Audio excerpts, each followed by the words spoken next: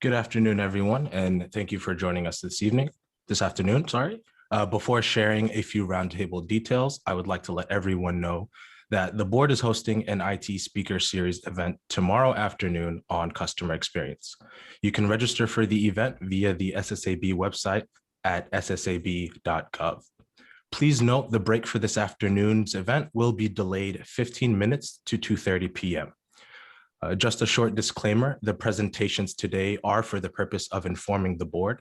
The views expressed do not reflect the views of the board or any board member. This webinar is being recorded and will be posted on our website, which again is ssab.gov. You can ask questions via the Zoom Q&A function down below or email us at events@ssab.gov. You can also tweet us using our handle at @SSABGOV.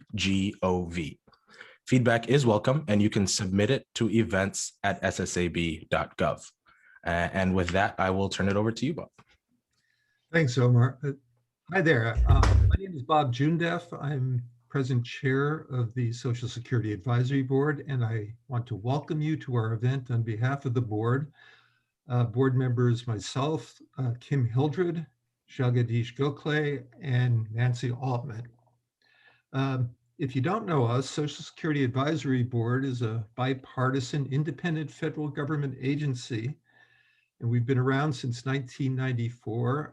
We're charged to advise the President, the Congress, and the Commissioner of Social Security on matters of policy and administration of Social Security programs. And in that vein, today we are very pleased to have 8 experts with us for a roundtable discussion of medical evidence collection for adult initial Social Security disability determinations, reconsiderations, and continuing disability reviews.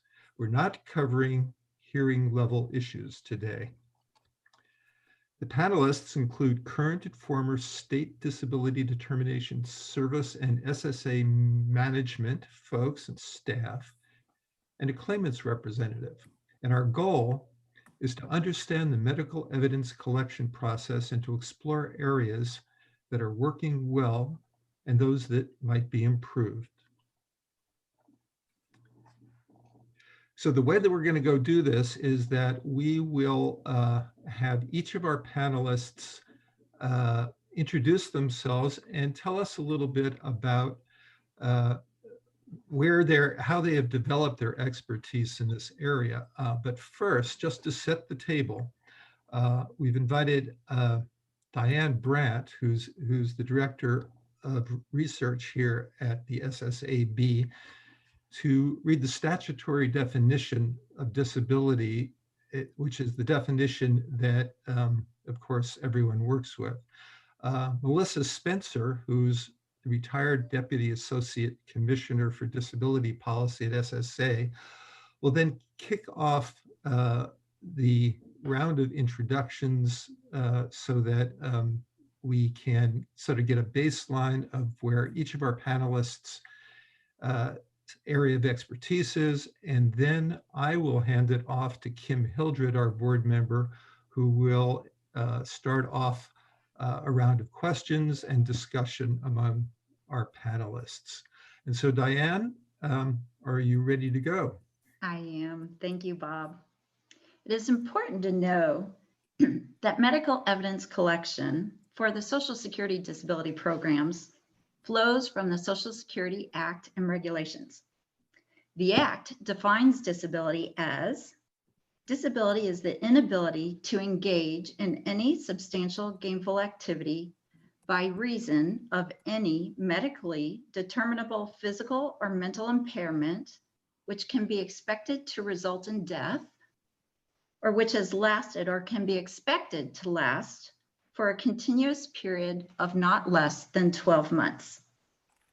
An individual shall not be considered to be under a disability unless he furnishes such medical and other evidence. We will post additional information regarding these regs in the chat box, so you can look further if you wish. And Melissa, I'm going to turn it over to you. Hi, good afternoon. I'm not going to speak long because I don't have much voice today. And I thank you for the introduction. I retired from Social Security 2 years ago as the Deputy Associate Commissioner for the Office of Disability Policy. That's the organization that has the responsibility for the policy that surrounds evidence collection and pretty much all of the disability program policy. Prior to that, I was responsible for SSA's disability quality review process and the change about 10 years ago to a virtual quality review process, which I think still has rattles across the organization as it tries to settle down and become the established way of business. I came to work for Social Security in the mid-90s, and like Kim Hildred, I was a disability program administrator responsible as the liaison between a DDS and the federal government. And I'd like to think it was there rather than parenthood that helped me understand how to persuade, to negotiate, to bring people to consensus. It was a really great job to have. I spent much of the 80s and the early 90s with the Virginia Disability Determination Services Office. I started my career there as a disability examiner and then as a manager of their Medicaid unit.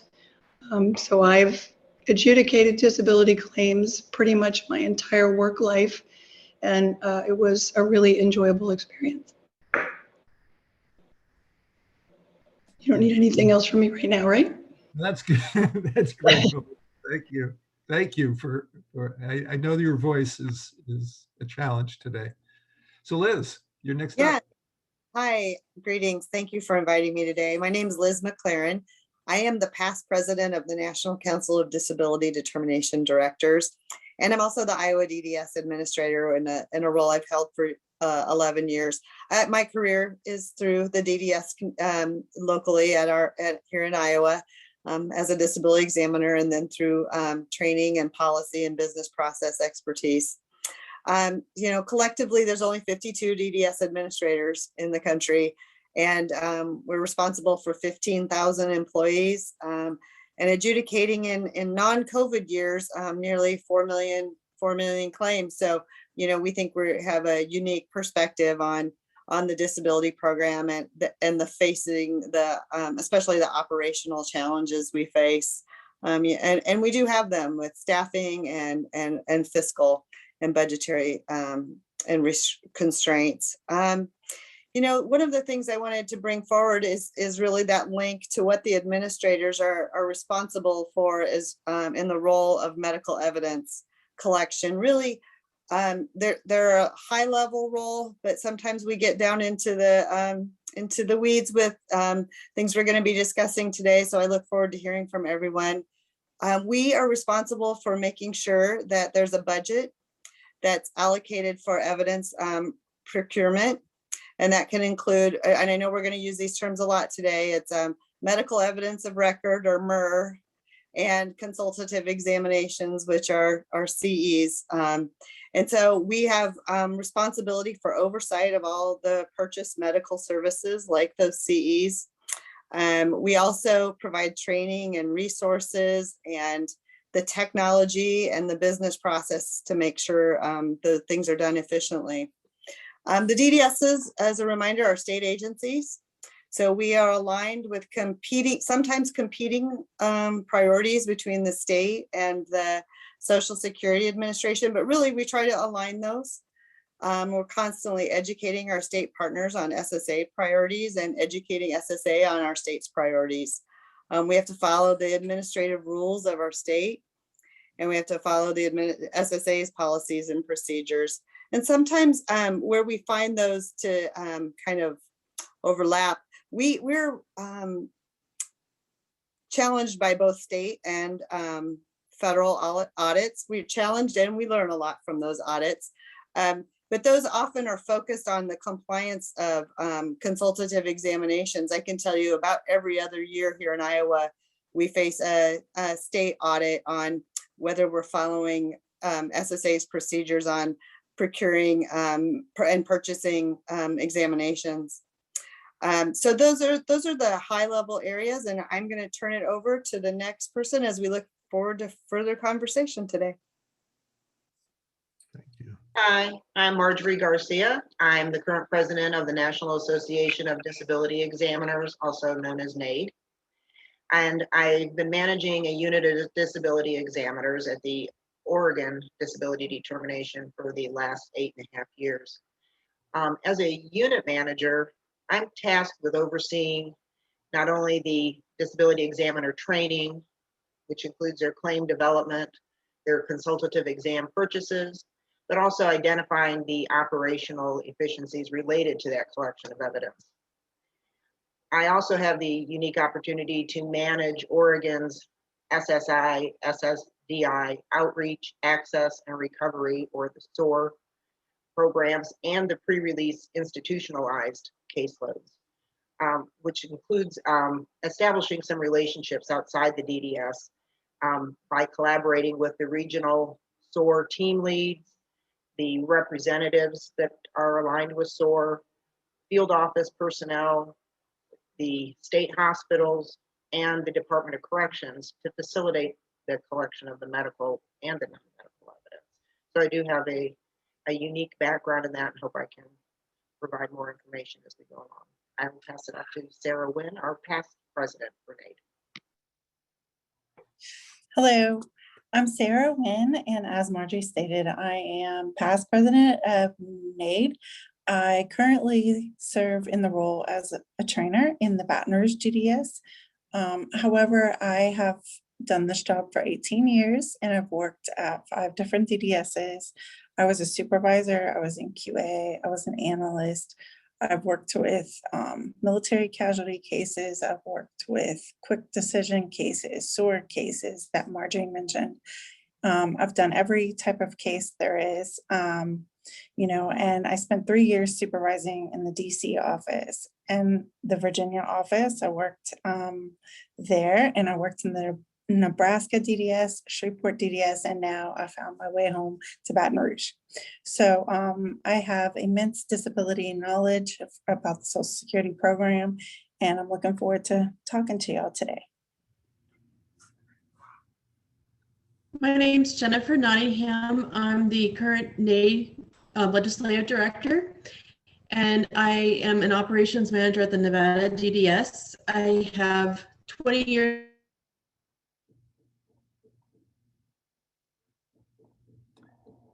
I think you've muted, Jennifer.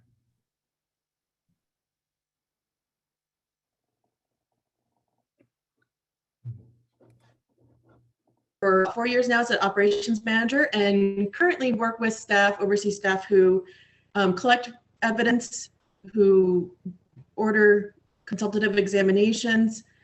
I oversee our accounting unit who purchase or pay for consultative examinations and also medical evidence requests. And I also oversee our quality assurance department. So I see the claim from different aspects, and looking forward to this discussion. Thank you. Teresa? Hi, everybody. I'm Teresa Sizemore Hernandez with the Virginia DDS.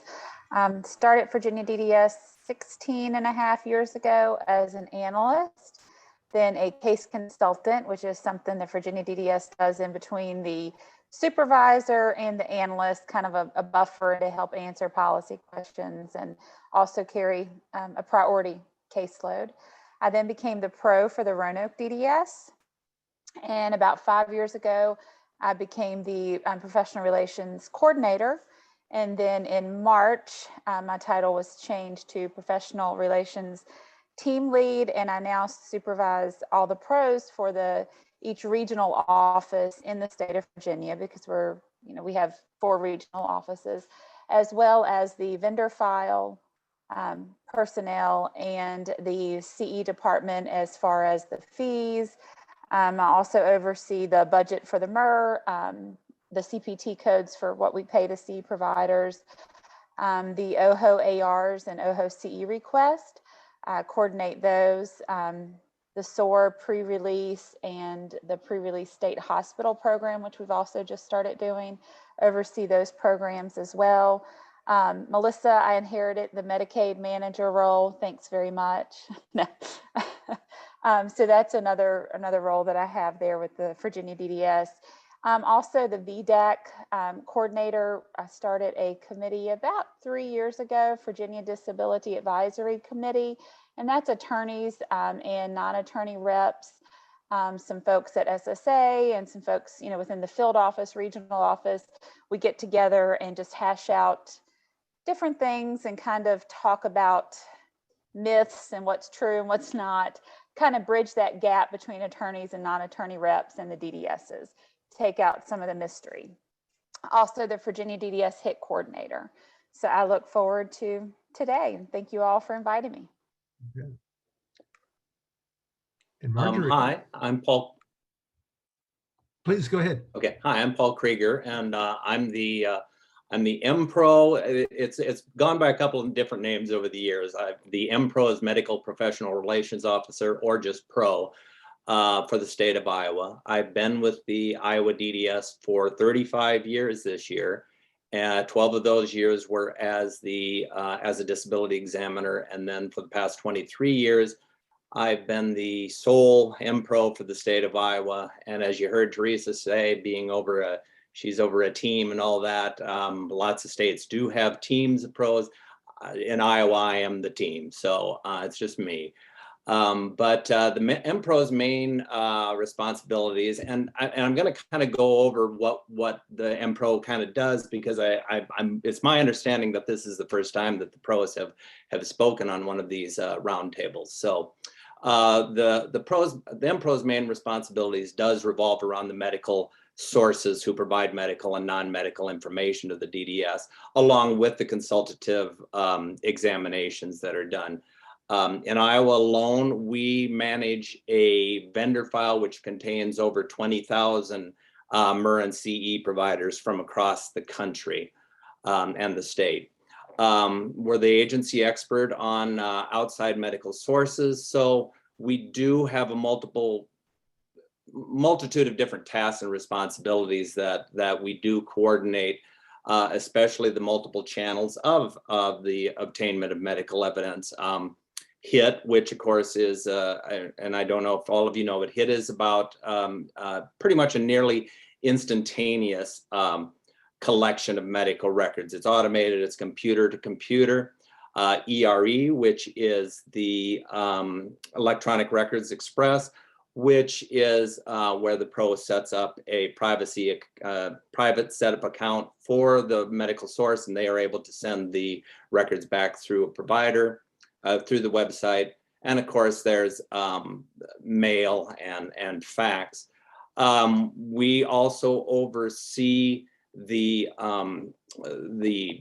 budget for the state, the budget for the CE and medical evidence. We produce the fee schedule at the beginning of each year. We have the responsibility to see that the state DDS has an adequate panel of CE providers statewide. The reports that are submitted must meet SSA requirements and must be provided in an expeditious manner. So that work involves needs analysis, recruitment, licensing requirements, training, review, and general ongoing PR that we have to do. We're kind of there to put out any fires that come up too. So basically, we're the main communication link between the DDS and the outside medical sources, and it's our job to see that the process of obtaining the needed documentation runs smoothly and efficiently. So I'd like to thank you for having me today, and I look forward to the discussion. And Marjorie?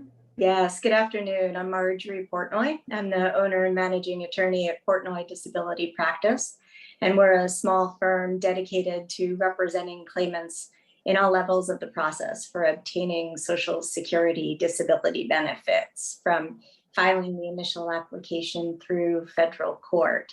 And just to give you a little bit of an idea of what our role is in this, claimants have the primary responsibility for submitting evidence related to their disability claim. And as the claimant's attorney or representative, I'm acting as their agent and fiduciary.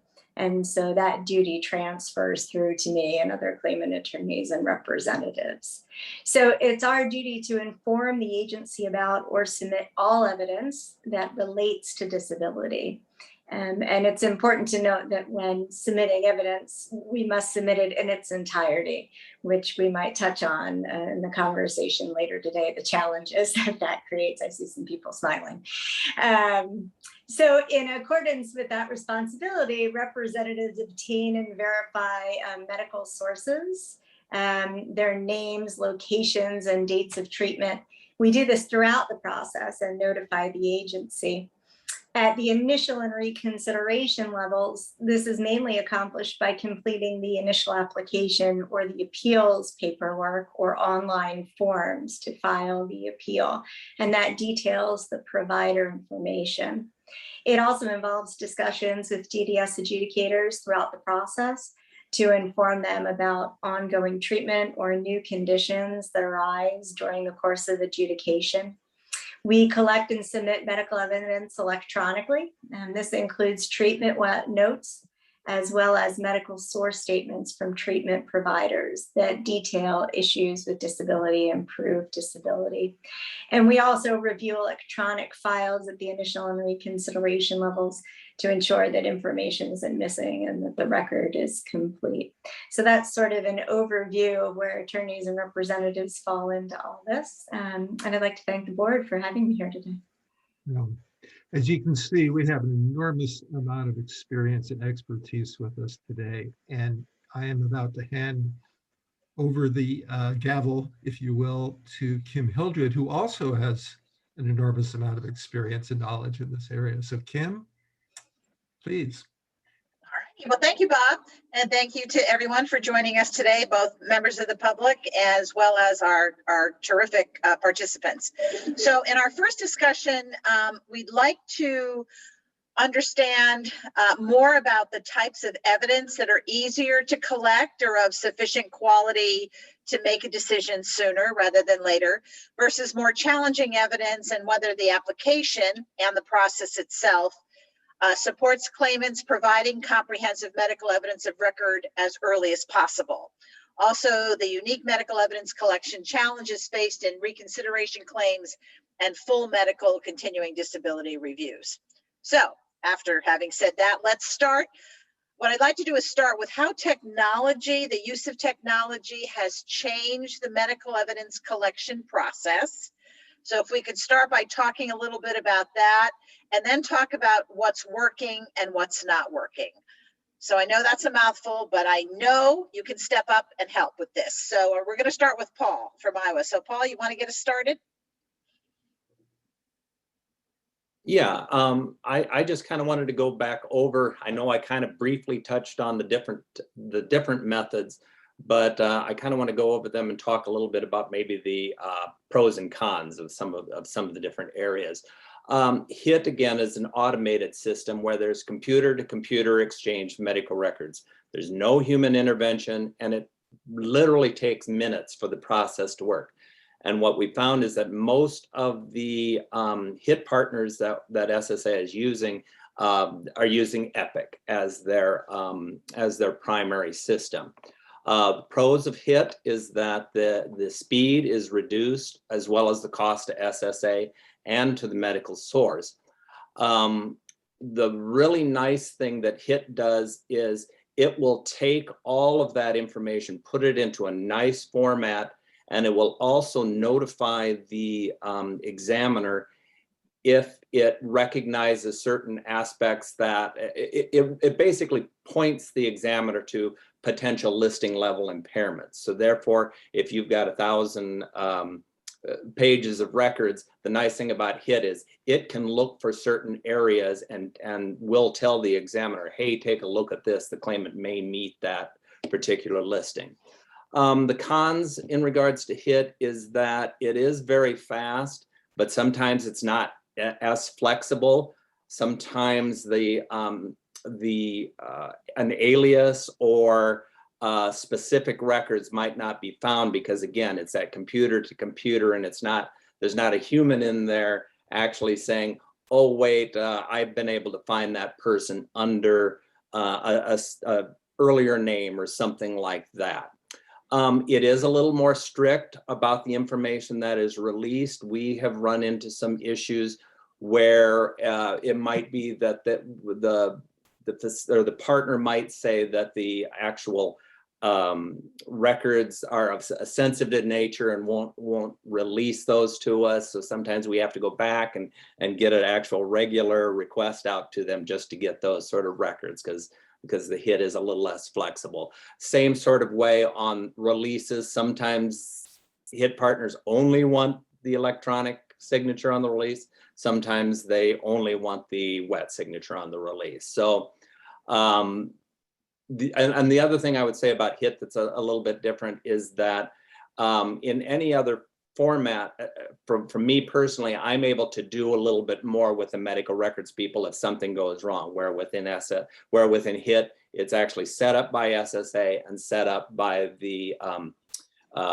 IT department at the actual source. As far as ERE, that's a method where the pro sets up the medical source with a password protective to the website, so they have to log in.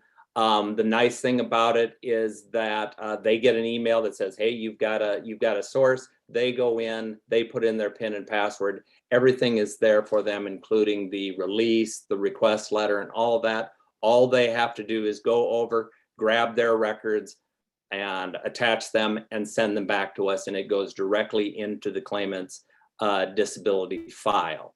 So those are the pros.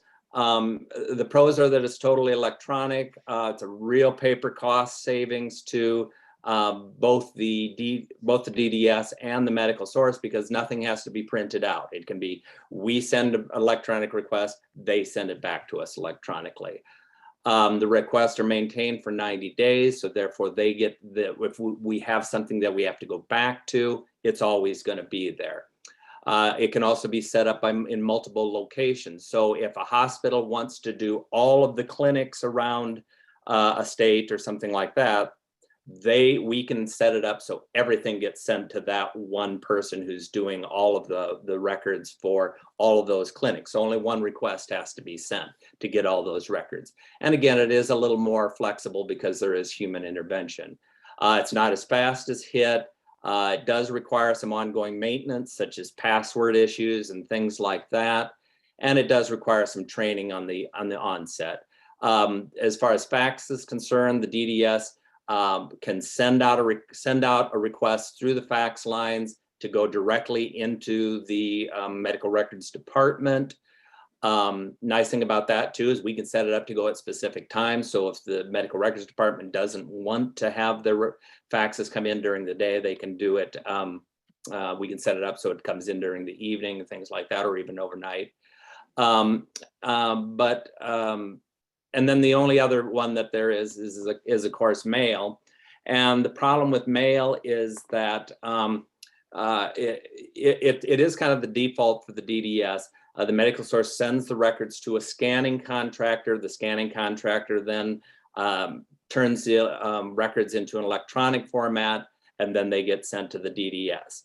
And obviously, there's the pros would be that the DDS doesn't have to do a whole lot of research of setting them up for ERE, or even finding out what the fax machine is.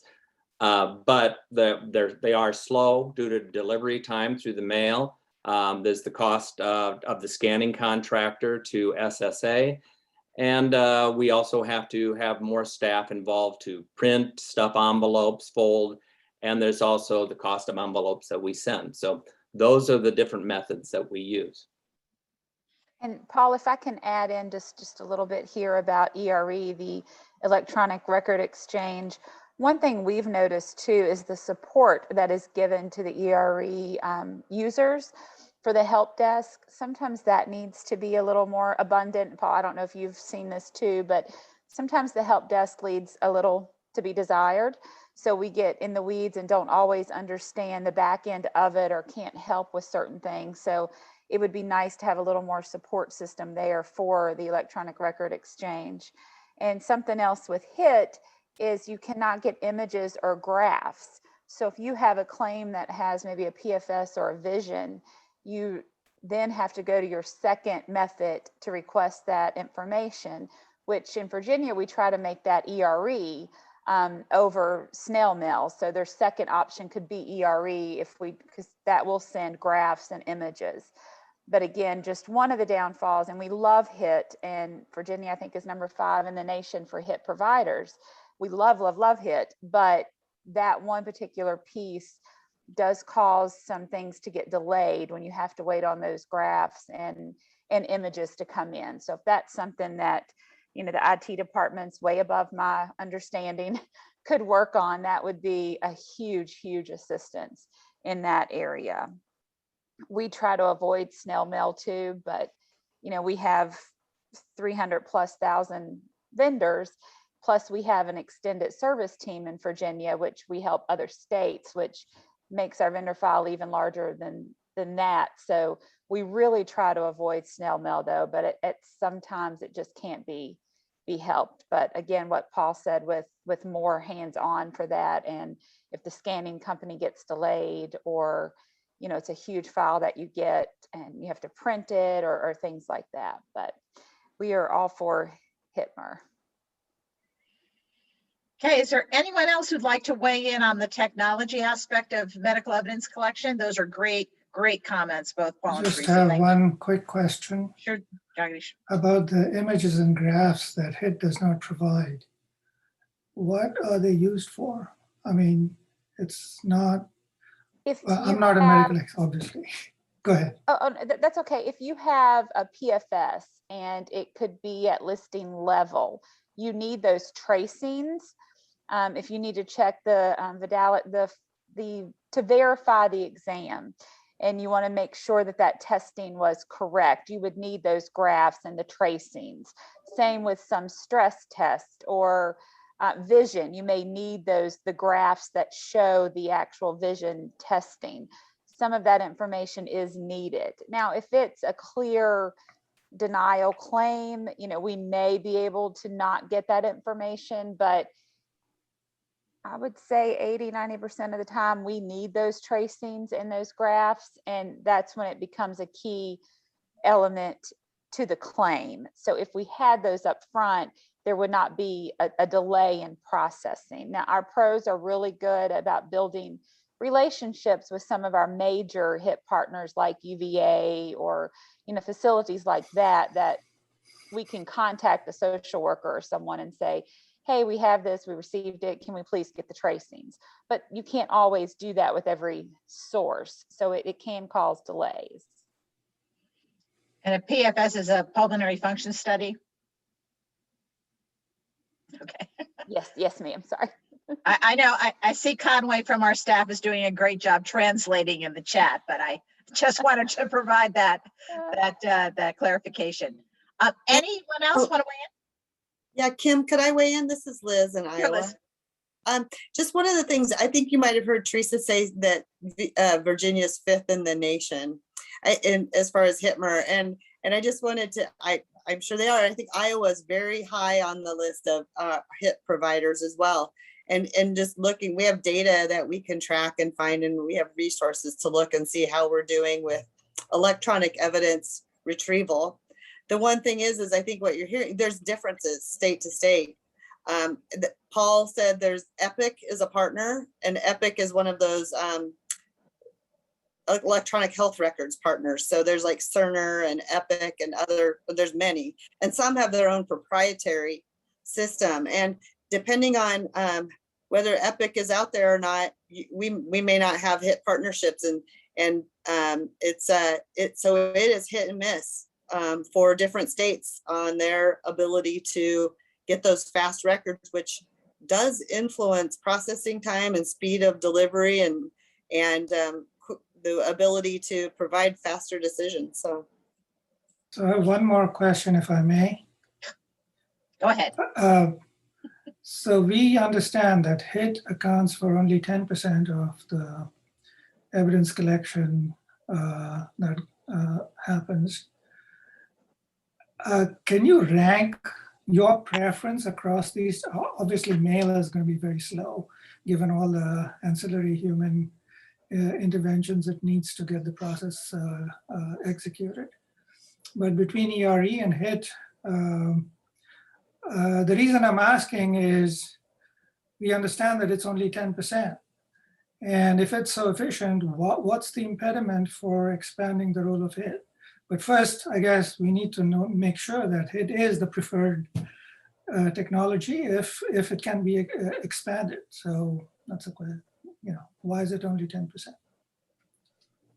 I think that it happens more on the basis of what your, how quickly you're able to get things back and all that. So I think kind of the hierarchy that I said would probably be what most pros would say.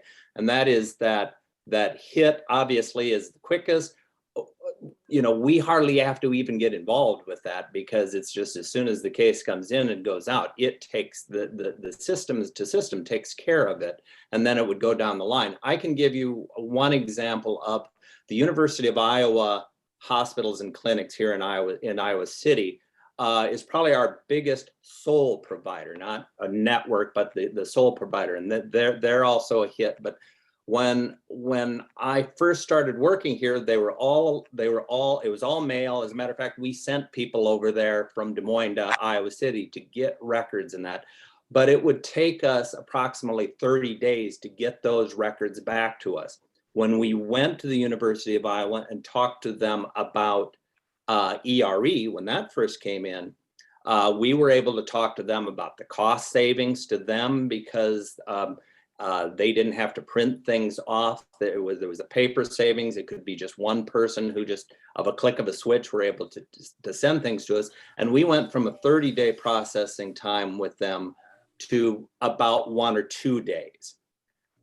Then when HIT came around, of course, they were one of the first places we promoted to SSA to get on board because they were so big to us in the state of Iowa. And we went from it taking days, maybe just 1 or 2, but we could obviously get that information back same day, sometime within minutes. So it obviously HIT is our priority from that point of view. I wanted to mention that while HIT is preferred, a lot of the obstacles to setting up a HIT provider are on the provider end. They have to have a medical record system that is compatible with that. And so that is usually, the HIT is set up by SSA as opposed to the DDS, whereas like the MPROs can set up the ERE accounts. But what we do is in the DDS, if we encounter a facility or hospital network or provider that has maybe a new medical record system, we would refer them and suggest that they might be eligible for HIT. But not every medical provider has the network or the infrastructure. Jennifer, you're muted, Jennifer.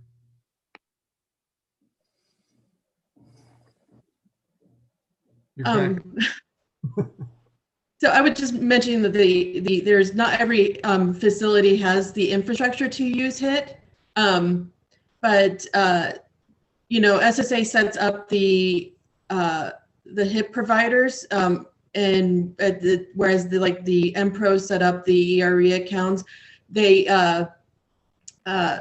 if in the DDS, what we usually do is if we notice that a provider has a new medical record system, we would refer them to SSA to investigate, see if they are eligible to be a HIT provider. But one of the biggest obstacles is that not every provider has the infrastructure to be a HIT provider. Sorry.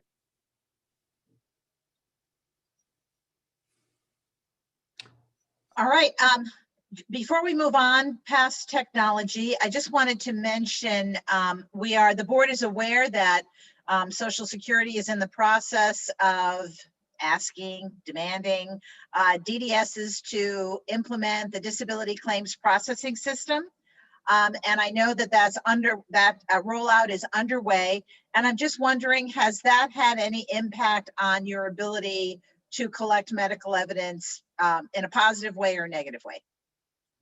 This is Teresa. I can speak to that. We've had DCPS, Disability Case Processing System, for a few years now in the Roanoke DDS. We now have it in all of our DDSs across the state, and we are going full DCPS October 1st. Some challenges have been the vendor file. I got an email 2 weeks ago from the DCPS team with roughly 15,000 vendors listed on it, 10,000 of them being ones that had misspellings in either the office name or the facility name in our vendor file. So I have literally went through each of those individually to check and update or let them know which address you want and those type of things. So there's a lot of hands-on making that switch. We also learned early on with CE providers that you had to have the address first and not the suite number first, or the map function in DCPS for fiscal, for paying the mileage, and for the map to associate with that provider would not work correctly. So it's little things like that you learn along the way. I will say once you get familiar and get through the growing pains and the switch, DCPS is by far the best, but it would be nice, dare I say it, but a national vendor file, because there are so many duplicates. I know some people may run, but there are so many duplicates, and with us going to that disability case processing system, just one large shared vendor file would be, to me, just seems a little easier and more feasible now that we're getting to that point. But there are some obstacles switching over, especially with those vendor files. If you have a smaller vendor file, it's probably easier. But just this past weekend, we merged in new EST, Extended Service Team, office vendors that we had from other states into our DCPS. Right now, we can't update vendors in DCPS, only in our legacy system. So those working in the disability case processing system send a referral, and my vendor file folks know to take that referral, sign into our old system, into legacy, make the change, and within a minute or two, it shows up in disability case processing system. So it's those little things. The weekend of August 21st, we'll make that official switch to where we can train our folks how to do the changes in DCPS and get away from the legacy changes. So those are just a few of the obstacles that we've learned along the way. Okay, great. Anyone else? Oh, go ahead. Just a few weeks ago, we did switch over completely to DCPS here in Iowa, and we did have somewhat of a migration problem that's sort of been taken care of and all of that.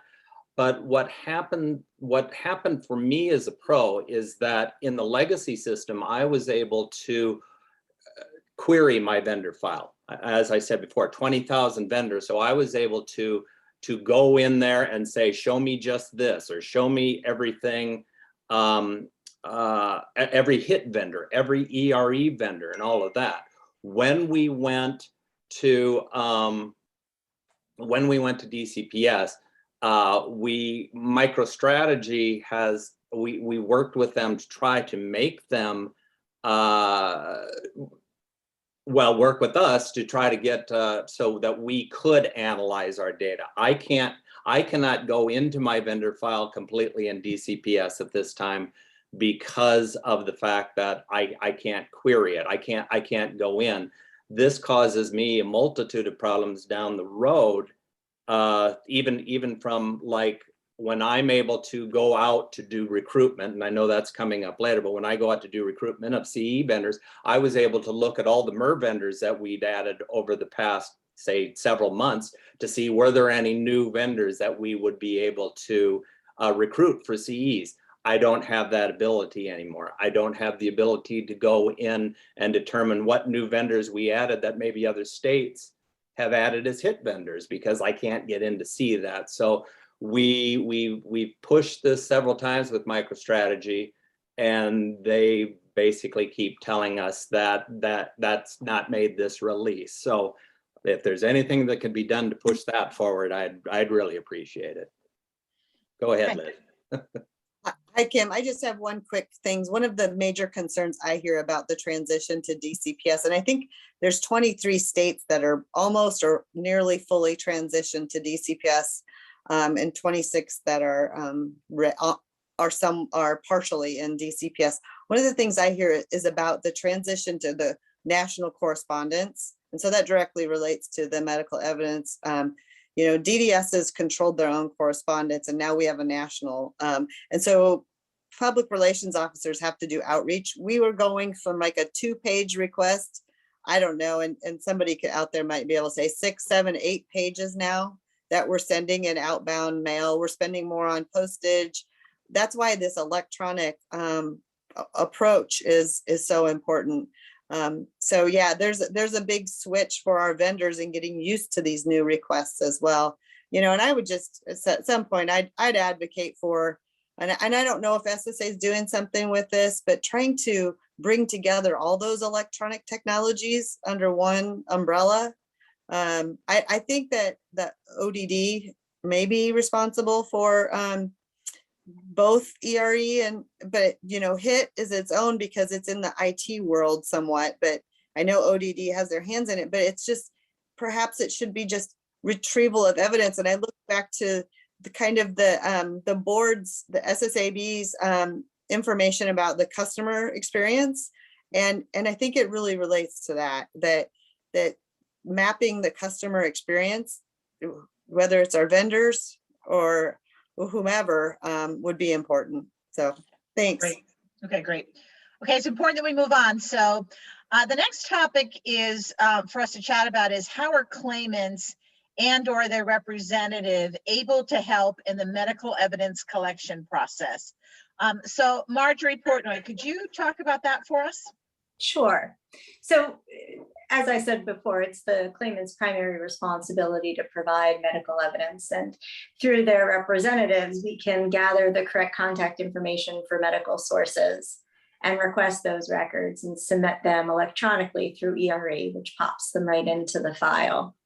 The main way that we provide the name, address, telephone number, dates of treatment is through the initial application, which has been pared down significantly since older versions. So it's no longer asking about claimant functionings or daily activities. That information is really garnered from the function report, the SSA 3373, which gets sent out along with a work history report by the DDSs after the application is completed. And attorneys and reps help their claimants complete those and also can submit them electronically. I just want to say there's not really a one size fits all approach, I think, to gathering evidence on our end. Some cases have many treatment sources, many inpatient hospitalizations, and you really need all of those to sufficiently evaluate all the medically determinable impairments and the limitations stemming from them. But for example, in the case of a terminally ill claimant or maybe a compassionate allowance, it might be that all you need to make a favorable determination is a biopsy report or one, objective finding that documents the presence of a condition. And I think attorneys can be very instrumental and are very instrumental in narrowing down exactly what's needed and getting that specific finding from a medical provider quickly and getting it through to DDS. I think the other thing when looking at obtaining medical evidence is the efficiency. So as you were talking about with HIT, as a private firm, I don't have that luxury. And so by the time I would go and request the records from the HIT source, I mean, it's already in your file within days. And so in those circumstances, it really doesn't make sense for the claimant to incur the cost of obtaining those records when you all do it so much more effortlessly and efficiently.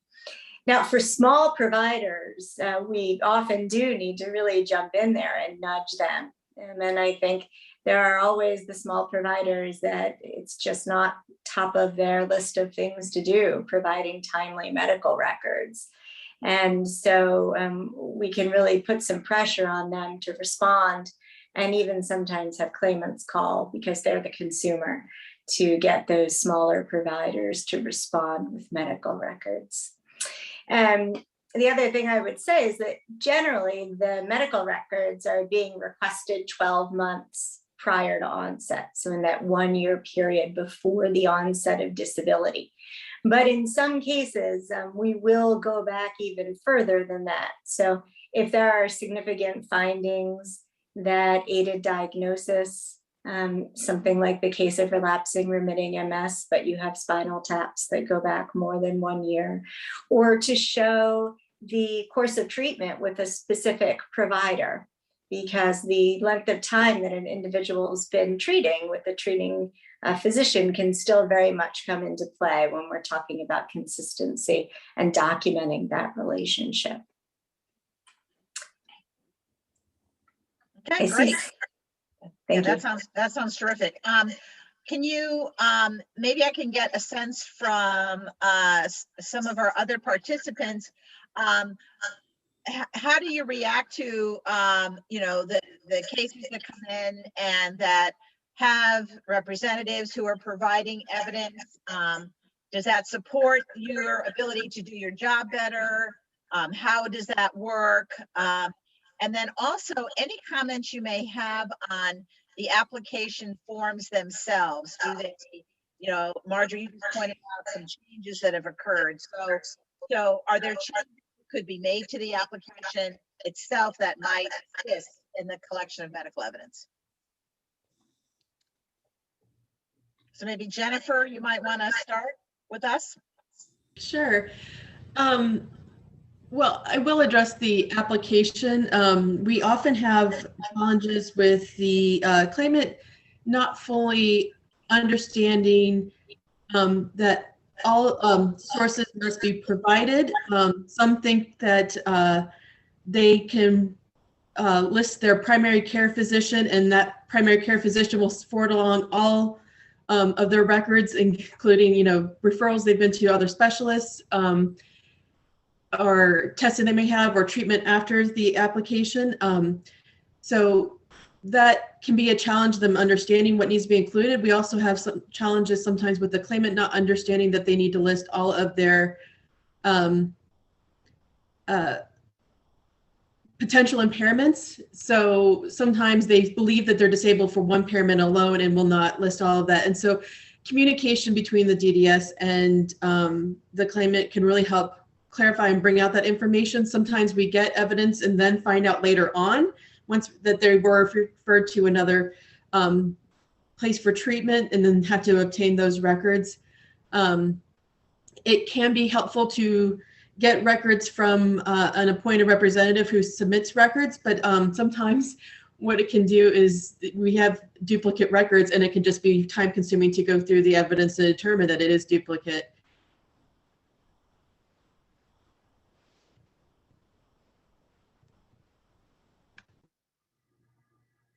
Kip, you're on mute.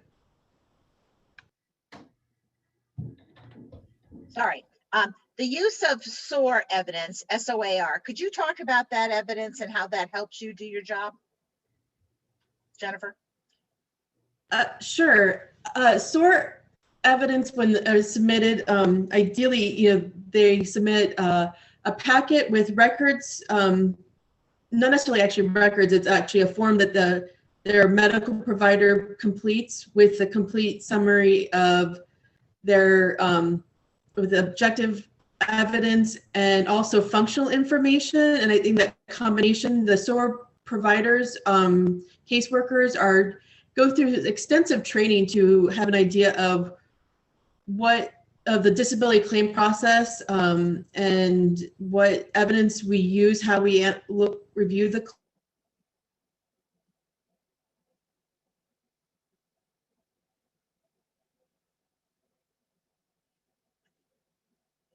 You cut out for a second, Jennifer. Some of them just do include, copies of records, which sometimes, because they are targeted and they have access to the medical records, a lot of times they work in the mental facility, you know,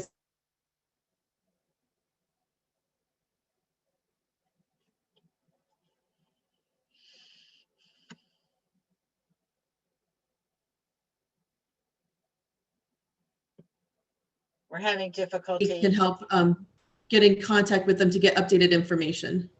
Okay, we're having a little bit of a challenge hearing you. Sometimes your reception is cutting in and out, just FYI. Sometimes I know there's nothing you can do about that. Would anyone else like to weigh in on some of the advantages or anything that needs to change relative to third-party support on medical evidence collection? Just a follow-up to what Jennifer was saying.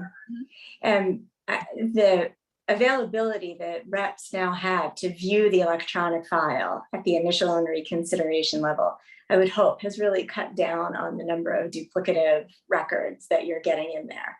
Because now we can get on and see what's there instead of just blindly submitting everything.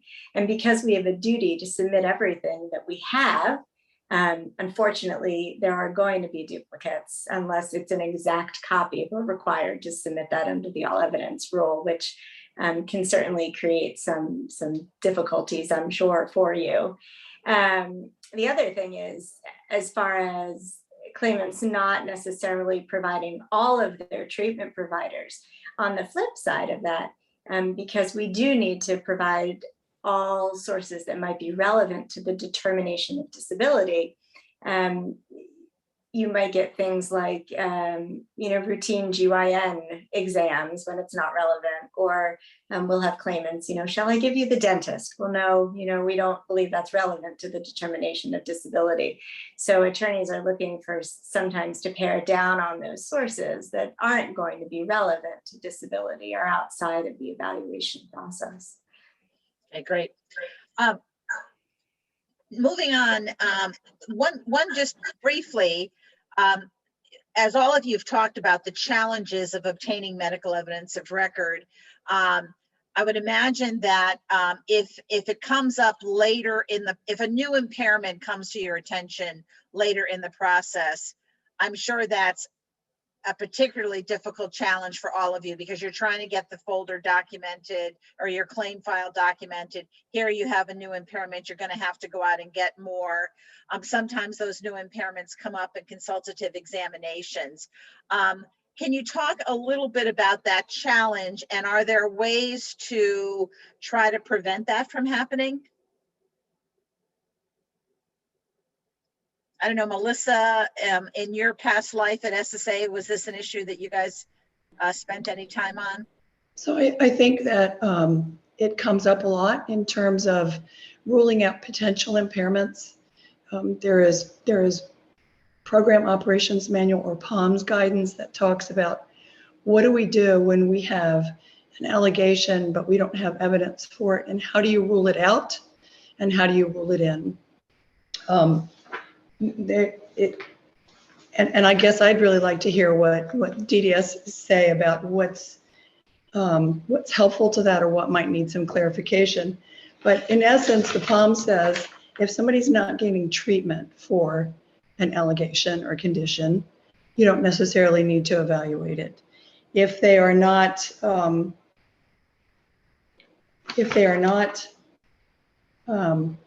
if the provider hasn't given a diagnosis or doesn't state that there is actually functional loss, then you don't necessarily need to do anything about it either. Part of it relies on contacting the claimant, getting more information from them. Say somebody has a orthopedic consultative exam for a back impairment allegation, and it comes up in there that the claimant says they have a sore shoulder, but doesn't really say much else about it. We might be able to rule it out by talking to the claimant to say, well, tell me about your shoulder. Are you able to use it normally? Yeah, I can use it normally. I can raise my arm. It doesn't even keep me from lifting my children or doing any activities around the house. You should not need to do any further investigation of that potential allegation. Does that help, Kim? It does. It does. Okay, so DDS folks, what do you say? Hey, Kim, I would say that clarifying allegations is probably one of the main issues. And I think it's like Melissa said, the rule in or rule out. And sometimes it's just about clarifying what are they actually saying. I think we see differences between IDIB claims versus claims that are taken in the field office by a claims technician. Because often we get, I think Jennifer spoke to sometimes we have limited allegations and they're not telling us everything. And sometimes they're telling us everything.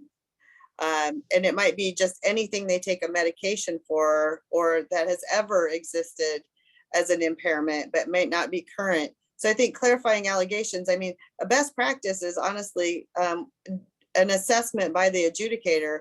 Do I need to clarify the allegations on this case up front and part of our initial work on the case? And HITMR does help with that. I will throw that out. If you have evidence in the file at the outset, it's going to help an examiner or an adjudicator figure that out. Okay. Let me just move to our final question in this section because we're running out of time.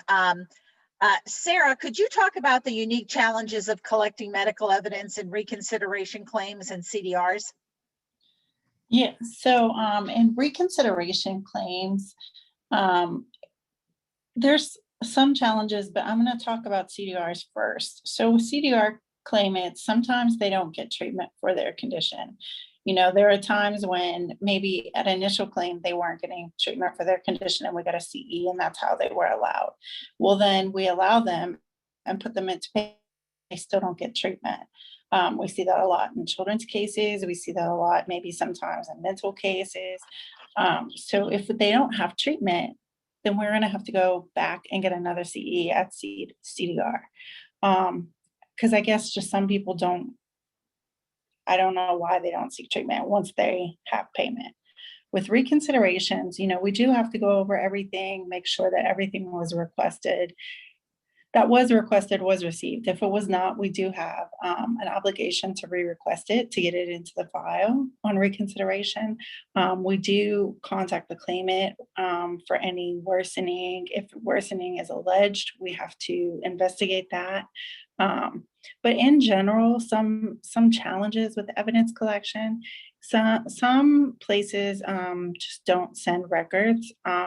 Some mental facilities, there's a clause on our 827 that they cite at times to not release counseling notes. And counseling notes are extremely, extremely helpful to see like the progress if somebody's progressing. Not following through with referrals or follow-up care. We see that a lot. So that's challenges to us that we then would have to get you know, a CE for or figure out a way to get additional information. Okay, great. Very helpful. I want to break just to Emma from our staff to see maybe we can we've got time to maybe take one question from our audience. If there is one there, Emma? Certainly. So an attendee would like to know whether any participant can speak to whether SSA has plans to allow claimants to upload their own records via an online or mobile app and/or plans to keep all data as structured data for use with cloud platforms and AI.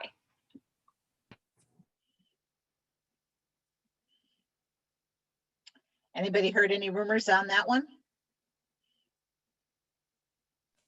You know, I can speak a little bit, Kim, to maybe the AI part, not to the first part of the question, but there's the IT modernization has the use of Imagine for natural language processing, and those are not structured documents. That's actually a tool that's in development in SSA to take the evidence and essentially, I'm going to not say this exactly correctly, turn it into data that's searchable, usable, and it's in a proof of concept or pilot stage right now. And Iowa is actually using it and has it in production. Okay, great. That's a great question, audience member. And we'll be doing some follow-up questions with the administration. So we'll be sure to try to get more information on that as well. Okay, we'd now like to move into a discussion about consultative examinations, a little bit more of a deeper dive there. So I'd like to begin with obtaining an understanding of Social Security's requirements regarding how a DDS should recruit, fund, and oversee consultative examination providers, along with how the need for a consultative examination should be determined. So Paul, could you provide us with an overview of that? Sorry.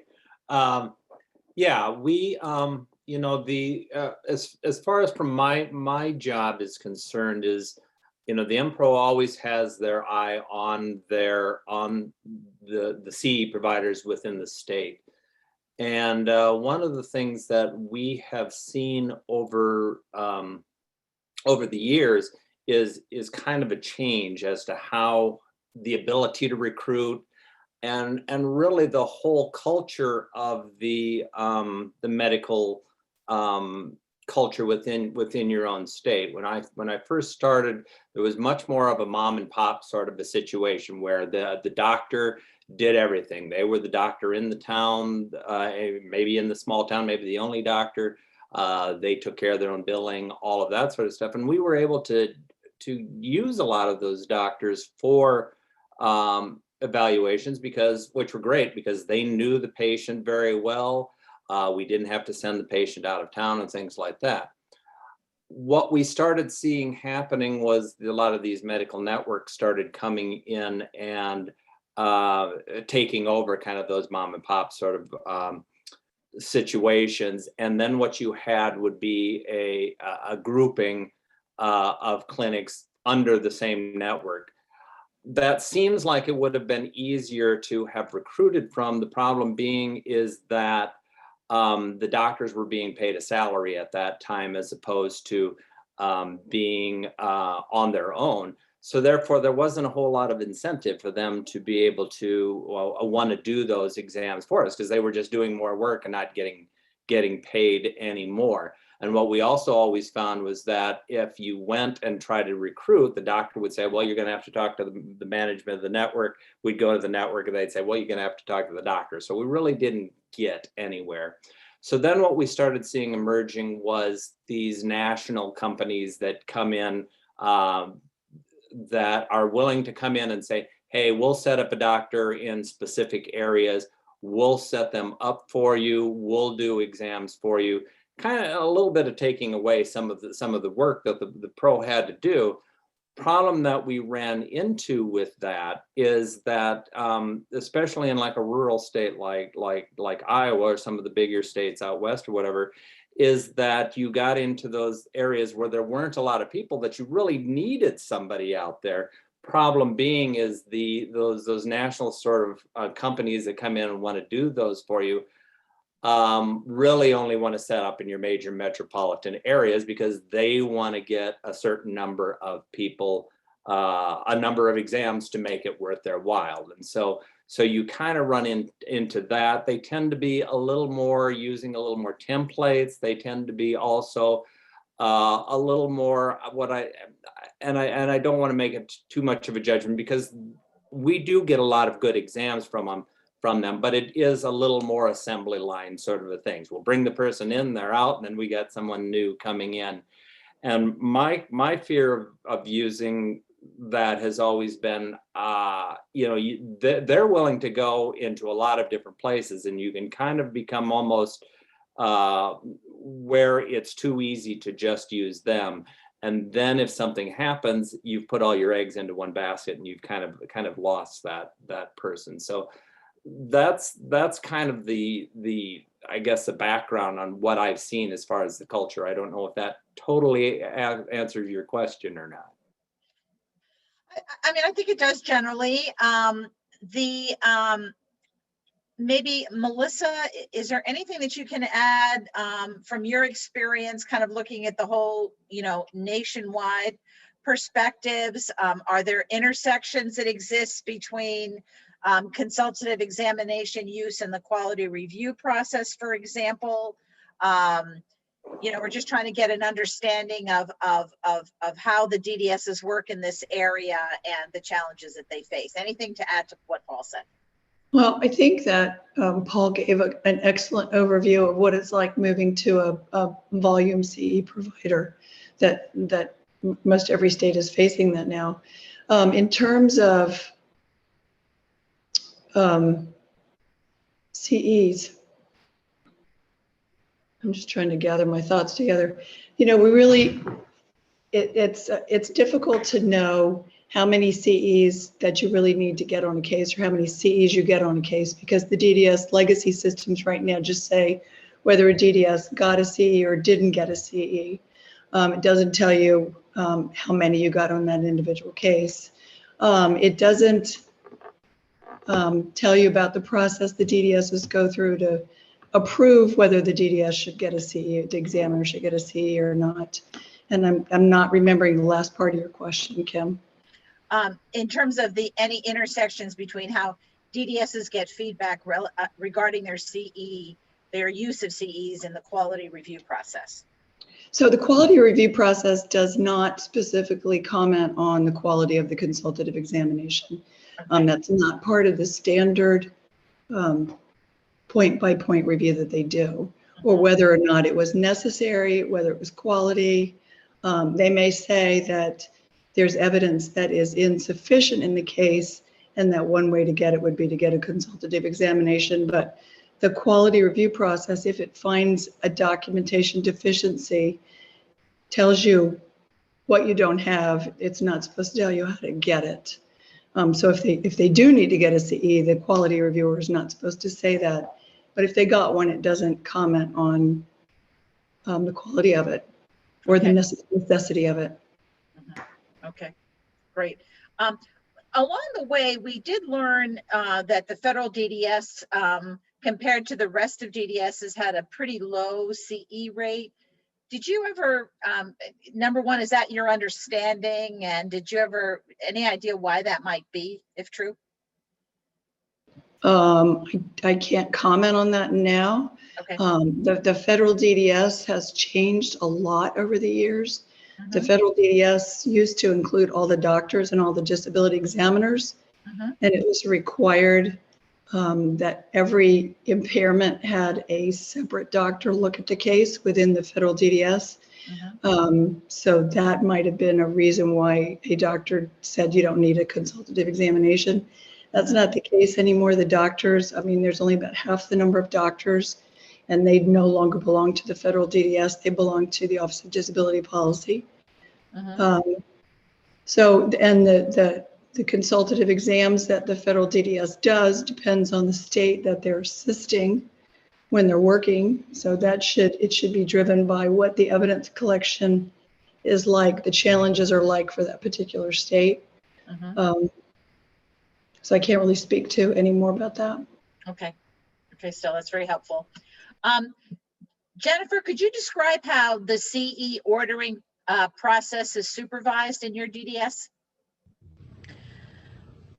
Currently in my DDS, we require our examiners or whoever's ordering the CE to have contact with the claimant to make sure they're willing to attend the exam, but also when they have that conversation to ask if they have any additional treatment. That helps us to identify if there's anything that was missed, any particular sources that we may be able to obtain the evidence from.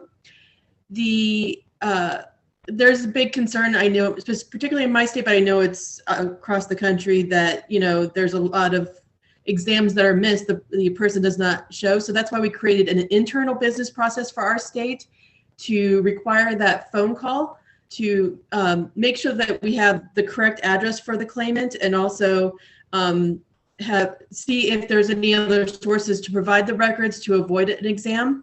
I know that the other states have a similar business process as well. And then in our state, we currently have supervisors approving the exam to make sure that they're ordering it correctly, or identify, if there's additional testing that may be needed. That's not always the case, but since COVID, we have required a supervisor for all exams because we had a lot of challenges with COVID and obtaining CEs. A lot of our providers were not willing to see people face to face. And you must have mental telepathy, because I was actually just going to get into that subject next. As we think about, what are the challenges that DDSs face as they implement federal requirements?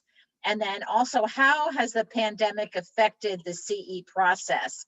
And I'm wondering if Teresa, if you might be willing to kick us off by talking about use of treating source CEs and also virtual or telehealth CEs.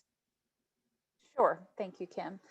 As far as telehealth CEs, we've really, hit the ground running with that. We were lucky. I think we have 160 some of our providers.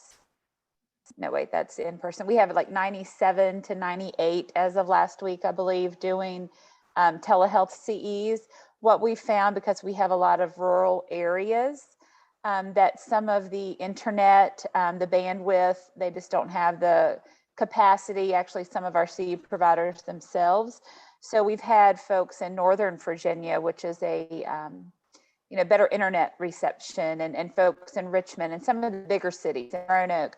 Those CE providers will actually do the CEs for folks in other rural parts of the state, as long as they're both in the same state and in the licensure and all that. So we have found that that's been really helpful, because some of the claimants themselves have video equipment and faster internet, or could go to someone else's home or in a private area that they could have that CE, that they know they have better internet service. And that phone call before scheduling that telehealth CE really does help too, to explain, the requirement for the internet, and that it needs to be a private place, and to make sure they haven't seen someone else. That's been really beneficial. So, and I may have had a moment where I transposed the numbers. So we either have 100 and some or 90 some of the telehealth vendors, but the number's kind of irrelevant at this point. But we have seen that telehealth has been a huge help. What is a hindrance is not being able to do the mental health testing through the telehealth, because these are only for mental status only examinations. And especially during the prime numbers of COVID, it brought a challenge that we kind of had to put those cases that required some IQ testing or other mental health testing on hold until they could go back to face-to-face. Had we been able to maybe work out a process for that as well, it would have been extremely helpful and serve the claimant, even more. Okay. And PFSs have been a struggle during the pandemic, because hospitals are slammed. And the majority of your hospitals do your pulmonary function studies and those type of tests. So those have also been slowly coming back. Right. That's very helpful. Anyone else like to weigh in on this topic? A couple of issues that we ran into in regards to telehealth, because we had a lot of psychologists in the state who were willing to do telehealth. But we knew eventually we were going to get back to doing more face-to-face. Part of the problem that we've kind of run into is those telehealth psychologists don't really, they go, wait, this is much easier for us to doing it telehealth wise. So we kind of held back and didn't have everybody do it, because we were afraid they were all going to just come back and say, well, we're only going to just do mental statuses now because it's so easy, and that's what they were getting. So we've kind of run into that, and I guess I'm kind of glad that we did that we didn't just open it to everybody to do it. It also created a little bit of a problem too with the other vendors who were doing it face to face, because they were saying, if I do face to face, it takes me 2 hours to see the claimant, as opposed to 1 hour to do just a mental status, so I can do more mental status. So that was a bit of a problem. And then I was also going to reiterate on the COVID things, is that the main problem that we run into is people are starting to come back, but we're still having problems with the pulmonary function studies. And where we're kind of running into some questions now is where they were saying before, as long as the person can prove that the COVID test is fine, now they're asking for proof of vaccinations and things like that we're running into. Okay, great, thank you.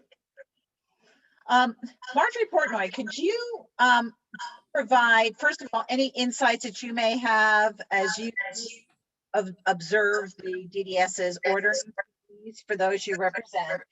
And then also, could you describe Pennsylvania's approach to consultative examination, since it's a little different than the approaches of the other states we have here? Sure, yeah, so it piggybacks off what Paul was saying initially, because Pennsylvania switched from the independent providers to a consolidated provider back in, I think it was 2014, one centralized provider. And in some ways, it's been beneficial. Anecdotally, I would say that exams are being scheduled more quickly. There is now a central line that we can call once the DDS adjudicator orders the exam. We're contacted by the provider and receive a letter to call and schedule. So we're calling one place to schedule, and there is flexibility in scheduling the exam. So we can work around claimants' doctor's appointments and their transportation issues. But there are significant issues with using the centralized provider. As Paul had mentioned, there are very few sites where they perform the exams. And so my clients are having to travel sometimes over an hour just to get there. And especially with indigent clients, that creates a major issue. They don't have the ability to get places, especially if you're talking out, in Allentown, not the Philadelphia regional area, but sort of more out in the smaller towns where there's not the public transportation that there would be in Philadelphia. So that's an issue. They don't have the funds to get there. It's taking a long time to get there. And if you're ill, you may not be able to sit there for an hour on public transportation or for an hour in a car to get to have an exam done. We've also noticed that the reports are certainly much more templated. They're much less detailed. There is one doctor in particular, I can tell you exactly what her report will say, because it is the same down for every client that I see, and just down the check boxes. And it's not necessarily tailored to the condition that my client is alleging for disability. So a client who's alleging migraine, sending them to see if they can sit and stand and walk and bend, yeah, they can do all that. That's not the reason for their disability when we talk about migraines. We've seen the amount of time that the examiner spends with the client decrease. We send questionnaires to our clients to fill out and send back to us immediately after the examination. And one of the most important things it notes on there is time the doctor came in and time the doctor left. And in some cases, we're seeing 7 to 12 minutes for an examination. Are you able to provide that feedback to this state, to Pennsylvania, like to a pro such as Paul, to give them that feedback? They haven't asked. I'm sure I could. Okay. Reach out to Sponte and say, do you want this? But that feedback hasn't really been solicited from the claimant's bar. But I'm sure that other, of my colleagues in the state would also be more than happy to provide that information. And I will say we have a wonderful relationship with the individuals at DDS in management. It's an excellent relationship. The other thing is it's rare in Pennsylvania for the DDS to reach out to the treating provider. I think it's easy to get a CE and not so easy to talk a provider into gathering or doing the exam for the, I'm assuming, menial amount of money that DDS is able to provide to them. And it's buried in the fine print on the request. If you're willing to do this, contact us. But oftentimes the individual providers aren't even seeing that. So it's incredibly rare. I can't tell you the last time I saw the claimant's own physician doing the requested exam, unless it's something that the claimant or I am arranging. And we have specific information about what you're looking for, what the DDS is looking for, and what needs to be provided to fulfill the requirements of the claimant. Marjorie, you spoke on giving that feedback back to Pennsylvania, or them asking for it for the consultative exams. Our legacy systems currently, I know in Virginia, we send out random surveys to claimants after the CEs, and we get those back, and the pros follow up with anything negative. If there's something good, we try to write a handwritten note to the CE provider thanking them. DCPS does not have that capability, and that's something that we are going to regret, that we hate losing. There may be a manual workaround, but again, that would require a lot of manpower to get those out and a lot of snail mail. But that's something that if DCPS could, I know it's on their radar, but it's way far down in the roadmap. But that's something as far as the integrity of the CE and just oversight of that CE, that's important if we can get that in there, sooner than later. Also, our in-house doctors in Virginia and mental health professionals are required to review so many CEs every quarter as a part of their requirements to the agency. And we have forms for them to complete to evaluate those. And that's a piece of the pros jobs, is to look at those reports and see if there's inconsistencies or trends. Like you mentioned, that CE provider, that all the exams look the same. We've had those in Virginia too. And those, it's the pros job to go out and say, hey, wait a minute, everybody can't be the same. As you know, we all here would all have, or should have, a little bit of a different exam. So that's something that we will miss in DCPS. So I've not heard of that occurring in Pennsylvania. I think part of what would be missing from that evaluation is, I'll see things in the report, range of motion, or, squat or bend or get on and off the table. And when you look at the feedback from my client, they'll say, never asked me to get on the table, never touched my knee, never did this. I had one client who wrote on it, doctor said he couldn't touch me, but yet there was range of motion provided in there. And so that's evidence that typically I don't think is being evaluated at the DDS level, but rather that comes in more play at the hearing level. Okay, great. I want to, we're coming up on a break at 2:30. So before we do that, first of all, I wanted to see if any board members had any questions from this session. Okay. I have a question, Nancy Altman.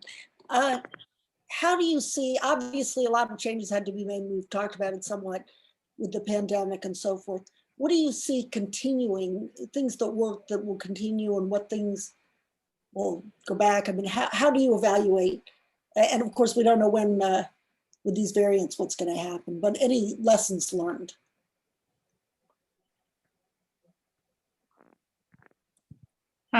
Yeah, I can speak on that a little bit.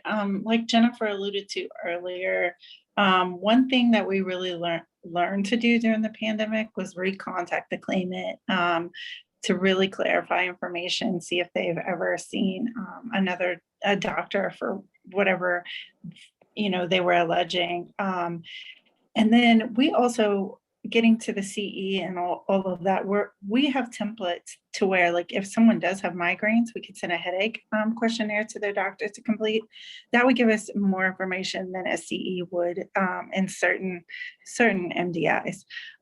So I think one of the lessons learned that has to continue is that maybe just looking for alternatives for CEs, because we were stuck, we weren't able to order them for so long. So we went back and reviewed the case and called the claimants and just really reached out more.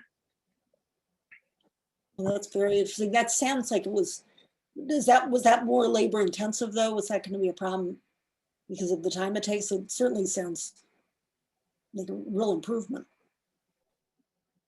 I mean, it was, but it's our job. We have to clarify information anyway. But I think just giving it another look before maybe just going straight to a CE is just a good practice to keep.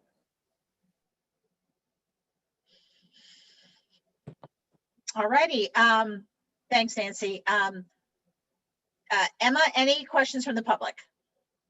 Sure. So we have one question that says, what's the best way to request that the claimant's treating physician or other affiliated physician provide a CE? Okay, Marjorie Garcia, you want to take a stab at that one? Sure. So our cover letters that we send to the physicians when we're asking for their medical records do actually have a place for them to check mark, yes, they will or they won't. A lot of those are returned to us without any check marks. So we assume that they won't.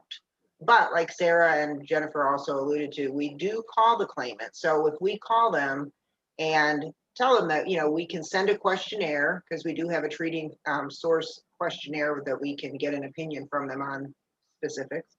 We can do that if they have an appointment coming up, or we can even try to schedule that with their provider if they think their provider would be interested. But we let the claimant have that conversation with their physician first.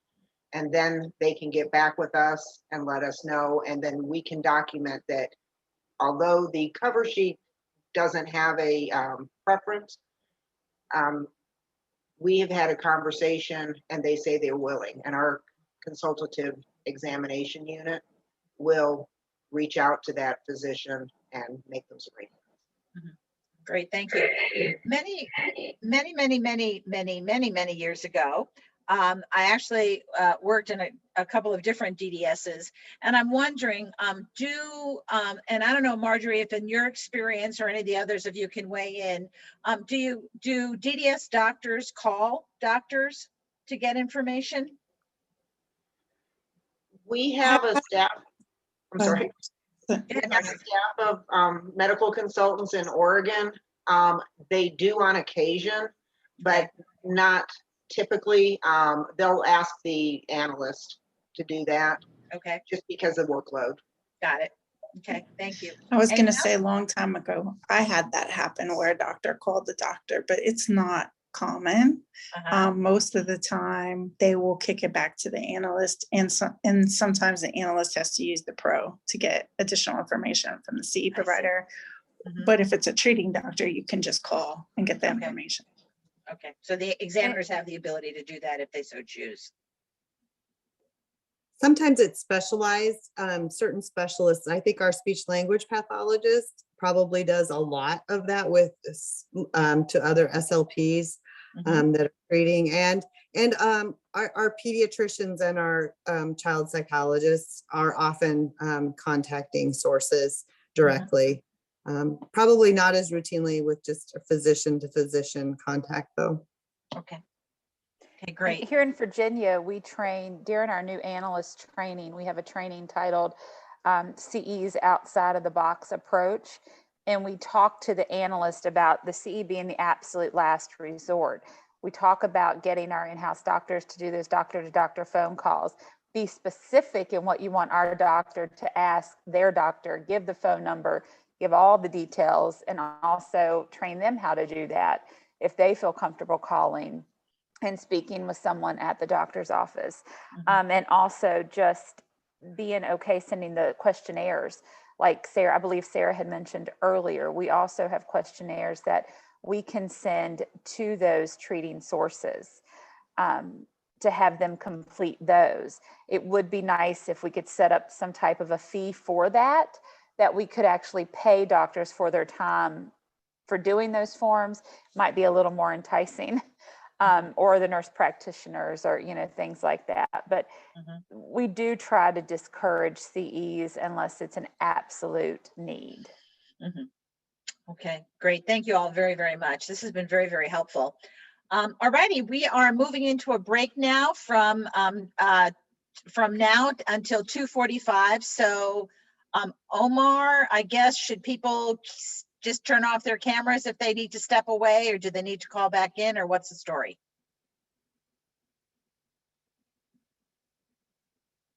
Or Claire, or anyone? They do not need to call back in. I think it's probably easier to just mute and turn off cameras and Okay. come on back. Terrific. Thanks. So if everyone would do that, if you're going to step away, and we will see you at 2:45.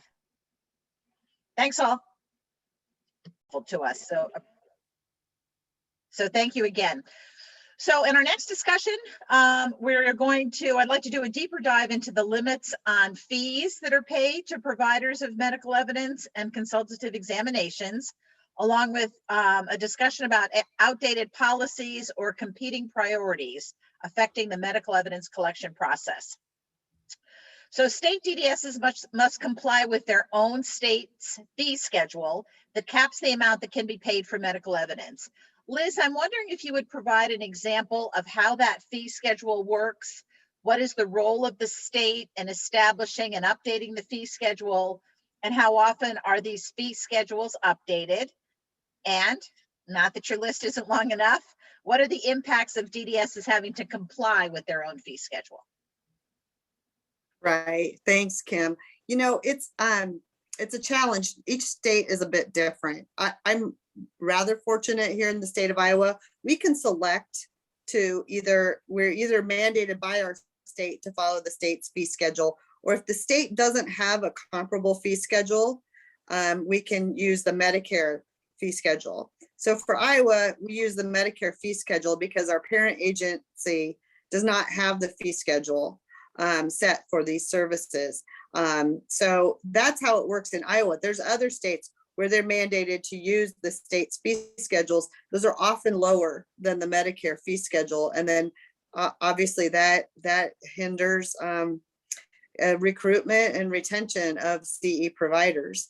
For the Medicare fee schedule, those changes are initiated, and I may not speak to this quite correctly, they're initiated through congressional action. And typically we find out about the new fee schedule and we implement them on or around January 1st of every year.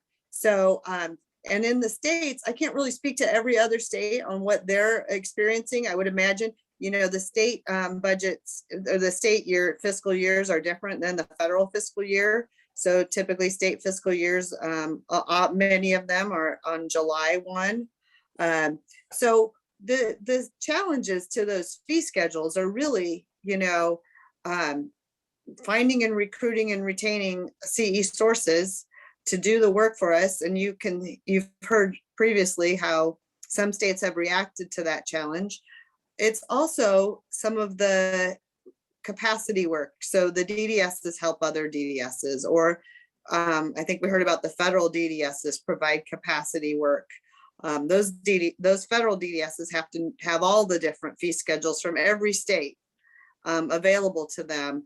And so when you're paying or purchasing services across state lines, while we have to also make sure those vendors or those providers are licensed in the state, you also have to follow those other states' fee schedules. We have, you know, we're required to pay the lesser of, right? And so those all provide challenges to us. Okay, great, very helpful. Marjorie Portnoy, do states have rules that limit how much a claimant must pay for medical evidence? And how do those limits impact the medical evidence collection process? Right, so different states do have different rules about how much providers can charge for medical evidence. For example, Pennsylvania is limited to $30.08, but for example, Delaware has a per page charge. And so it can add up to hundreds and hundreds of dollars to obtain medical records. I recently had an indigent client and the bill from the third party copy service came to something like $600, which obviously was not a possibility. And so we end up in some circumstances limiting the request. So saying only give us discharge summaries, but then of course there's evidence that you're not getting that could be really pertinent to the claim. So it can really have a significant limit, especially or significant impact, especially for indigent clients. And often attorneys or representatives are fronting the out-of-pocket costs to obtain the medical records. And with fees capped, of course, that's going to eat into your fee. And so that also has a dampening effect. It's questionable whether or not you're always going to get reimbursed for the cost of those medical records at the end of the claim. And in addition to state limits, there's the HITECH, the Health Information Technology for Economic and Clinical Health Act. which primarily concerns itself with electronic records, but it does limit the costs of obtaining medical records, in most cases to $6.50. But there was a court case recently, a Silax Health court case, which indicated that those limitations don't apply to third parties who are requesting medical records. So if a claimant's rep is requesting on behalf of their client, we're not going to be given the $6.50. It's going to be significantly more. And of course, I can't stress enough how these third party copy companies are really charging exorbitant rates to individuals who are disabled and often indigent. And in many cases, they're unable to deal with the red tape and bureaucracy of obtaining their own medical records, which is why they're reaching out to us to help them. And our hands become really tied because of the costs involved with this. So, if there were something SSA and DDS could do to step in, and I know there's proposed regulations with HHS right now, which hopefully will help. But in the meantime, really the disabled are being negatively impacted by this. Thank you. The purchase of consultative examinations is also limited by the funding level that each DDS receives from SSA. So Liz, I'm wondering if you could explain how that works and whether it's possible for states to run out of money and not be able to purchase consultative examinations. And if so, what happens then? Well, it's not ideal. Not going into depth into the budget cycle, but we have line items budgeted for medical evidence and consultative exam for the entirety of that. So we predict based on what SSA provides us as far as an analysis of what our anticipated receipts are for the year and our clearances. There's an analysis on and predictions, but we work together with them to get a bucket of money, right, that we anticipate we'll need through the year. Now, things change, COVID happens, things like that. There are going to be circumstances or maybe shifting priorities, maybe related to CDR workloads that might happen mid-year that could result in not enough money there to purchase exams. Now, I'm going to say this. I've not experienced that in the 11 years that I've been the administrator at the DDS. I've heard it happening in other states. And I think typically what we do is really work with SSA to make sure we have a way to obligate and not stop that process. It's just really critical to not stop the flow. But there are circumstances where you're nearing the end of the year, the end of the federal fiscal year, where you're unsure you're going to have enough funds, and a DDS administrator might make the call so as to not, you cannot overspend to or obligate funds that aren't there. And so we might make the decision to hold CEs and not obligate those funds. Okay. All righty. And then obviously examiners are challenged to try to get the evidence either through follow-up calls or other treating sources, etc. Got it. Or wait till a new fiscal year, honestly. Wow. Mm-hmm. Big claims, not ideal. No. Okay, before we move into the next section, is there anything else that anyone else would like to add regarding what we just talked about? Okay, Mark. So I have Go ahead. Jagadish, go ahead. So based on what was just discussed, we understand that field office closures have seem to have dissuaded people from applying. And that's obviously a barrier.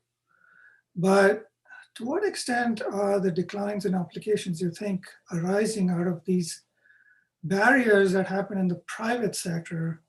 For example, what was just discussed. I mean, we have to get medical evidence and claimants need to pay exorbitant costs or their representatives have to pay exorbitant costs. Those are other barriers that are ancillary and separate from just field office closures as such.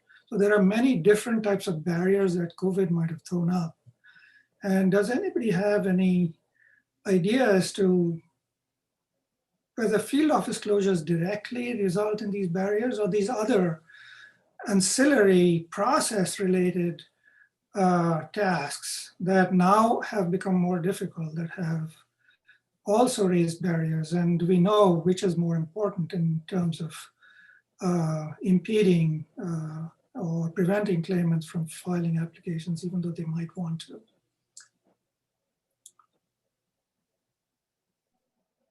I know I can speak just on the aspect as far as the medical records and the cost of that, on the claimant. I think as the professional relations team in the DDS, it is imperative that we go out and do more outreach and be that voice for those claimants, to make it clear that should not be a reason not to apply for disability, because it is our jobs and we're obligated to get that medical evidence for you when you apply for disability.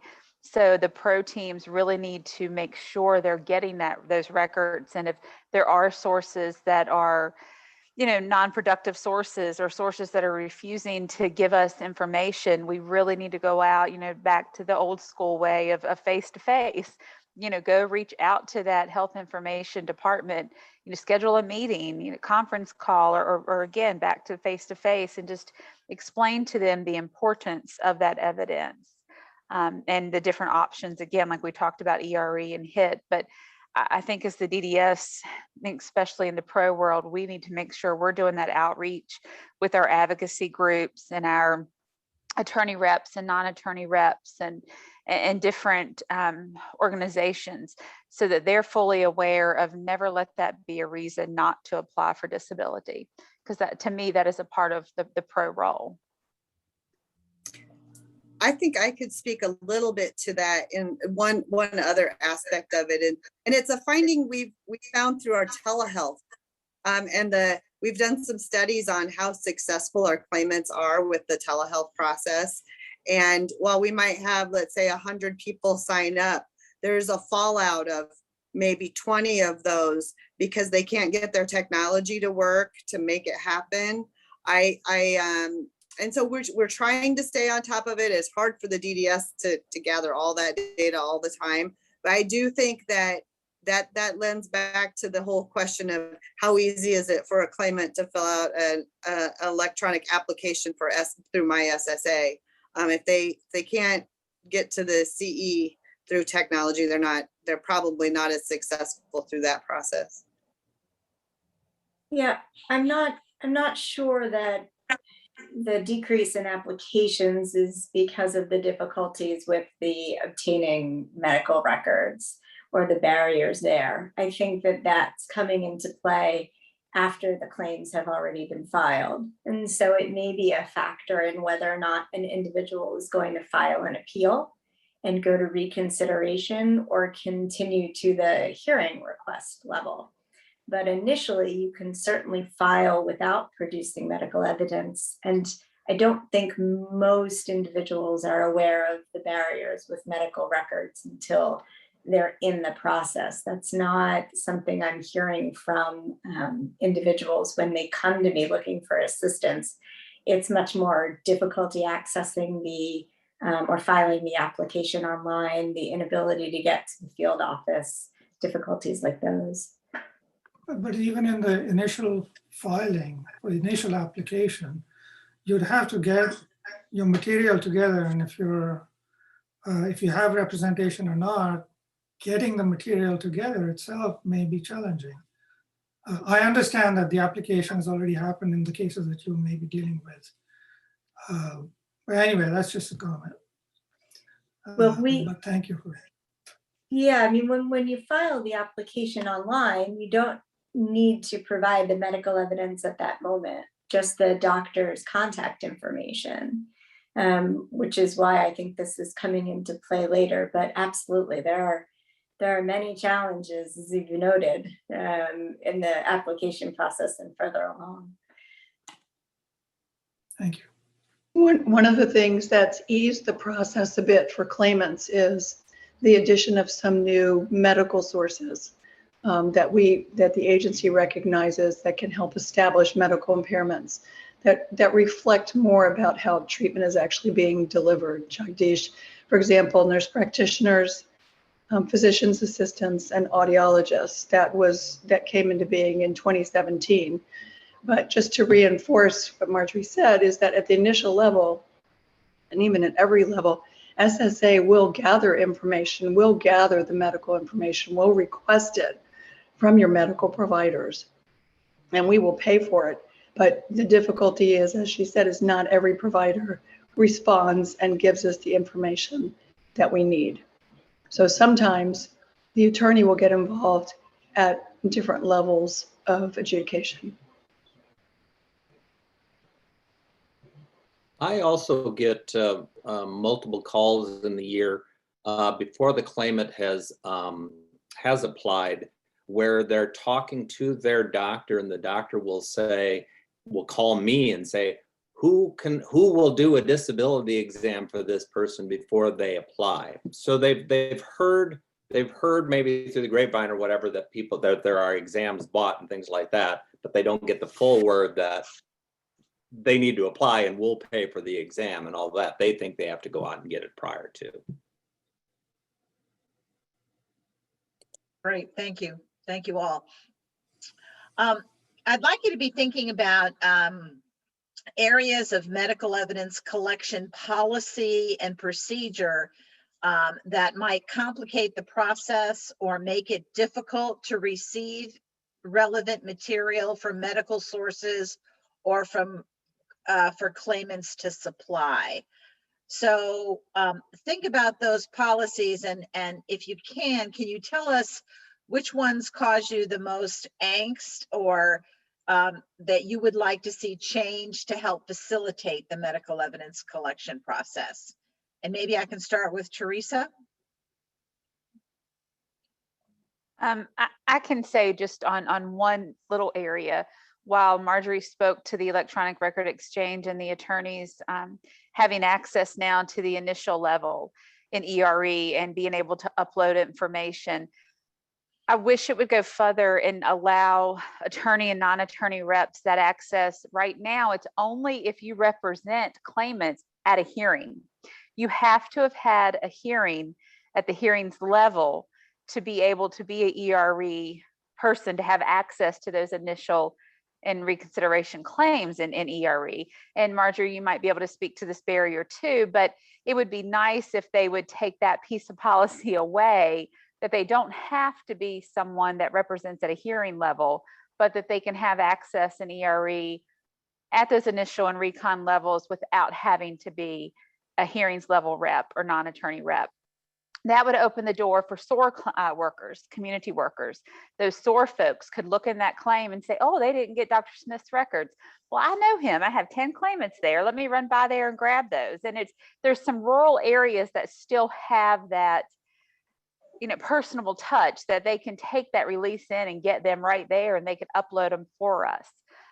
Or, the attorney and non-attorney reps that have these relationships with other medical facilities or already have the records, they could upload those just as Marjorie's probably able to with if she represents at a hearing level. And Marjorie, I apologize, I'm not sure if you do or not, but it's just, I know it's an obstacle for those that don't represent at that level. So that one piece of policy, if they could look at that, would open the doors up for many more attorneys and non-attorney reps to have access to that ERE piece. And right now, the way it's written, OHO, Office of Hearing Operations, oversees their ERE accounts.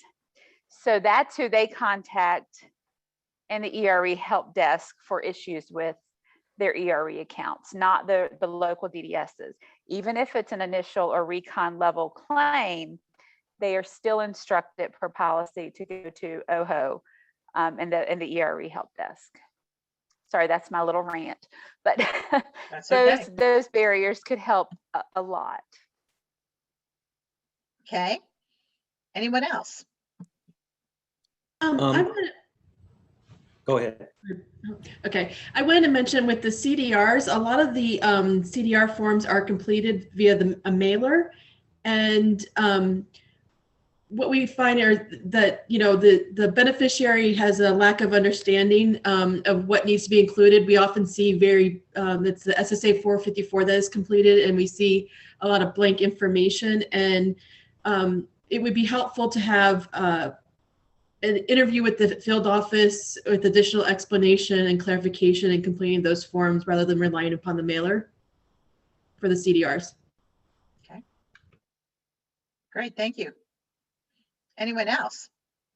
One thing that I would like to see is, I know that ERE does have secure messaging where basically emails can be sent, there can be attachments sent, but that involves a whole lot of setup and things like that, where we hear from a lot of social workers, we hear from a lot of medical records departments when we say, hey, we would like to get just one piece of, just that one piece that we need. And they say, I can email that to you right now. And we say, yeah, we can't do that. And so I would like to see if there was any way that they could somehow figure some sort of encryption or something like that, where we could obtain some of that quick medical information that's just needed in a more expeditious manner, like an email. And Paul, I'll piggyback on that. Just today and yesterday, we've noticed SSA has now blocked some of those encryption programs. And again, I'm not IT, so I don't know the correct terminology. However, we have a few social workers and in different hospitals that would send us, if we just need it on a low birth weight baby, maybe something quick, or a path report for a cancer patient. They would send that to us via encrypted email so that we could, pull that information. The last 2 days, when one of my pros would try to open those encrypted emails from 2 different softwares, one of them is actually one that's owned by Outlook. SSA has blocked both of those now, and that has just been in this week. So maybe even somebody looking into that. We've emailed our IT manager if they could go on to their contacts at regional office and so forth. But it seems like now there's an even extra barrier onto those encrypted emails. I would just have to say, what, I have to always jump in with modernize all of our correspondence and technology. I think they gave 2 great examples, but we need better ways to stay in touch with our appointed representative. We can't correspond other than a phone call to get things done efficiently. I've talked about this, so I won't go on, but modernization of our bring us forward and to communicate with our claimants and our medical providers in the way they're accustomed to communicating with everyone else. Very helpful. Yeah, I would second that from my angle. If I could email with DDS adjudicators, that would be game changing for the attorneys. And agreed on the ERE system. Right now, reps can access the ENF at the initial and recon, so the ENF sections of the file. Whereas once it gets to the hearing level, we can see the entire file.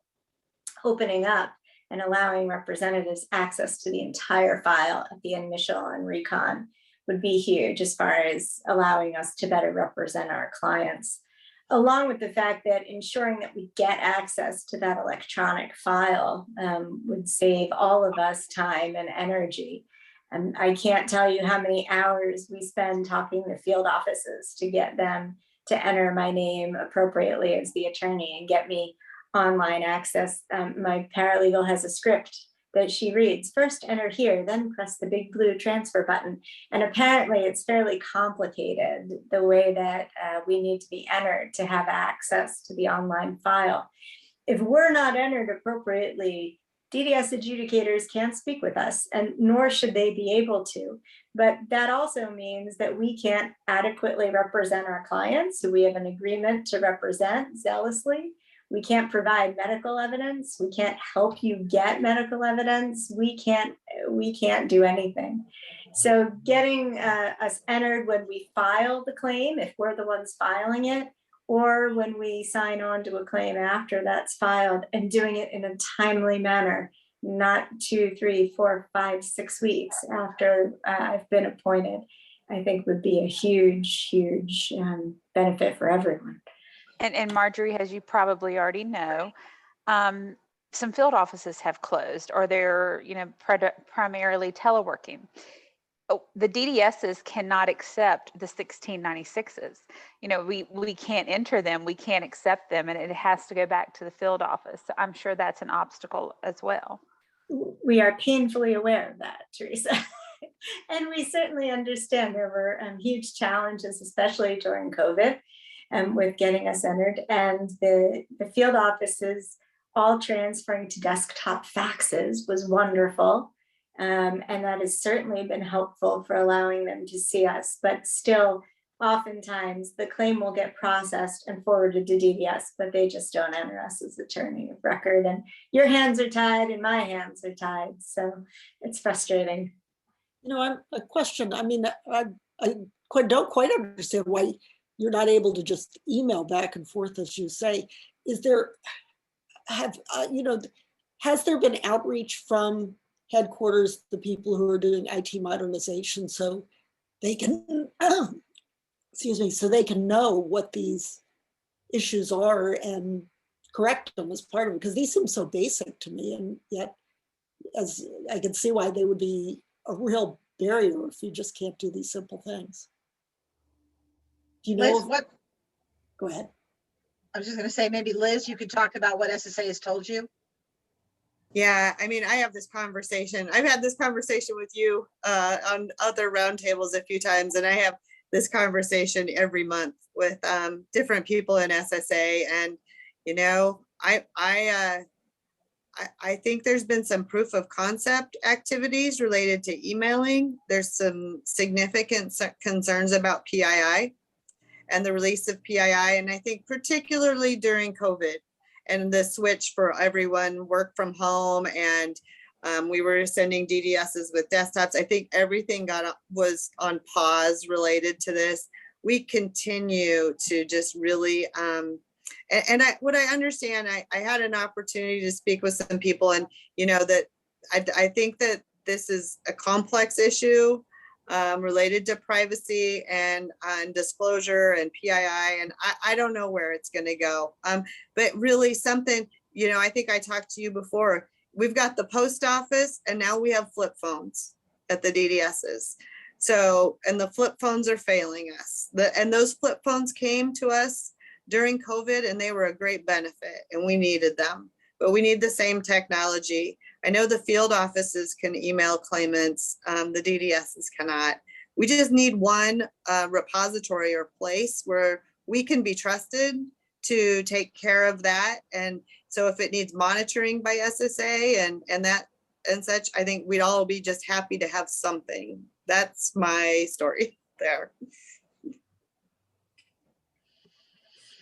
All righty.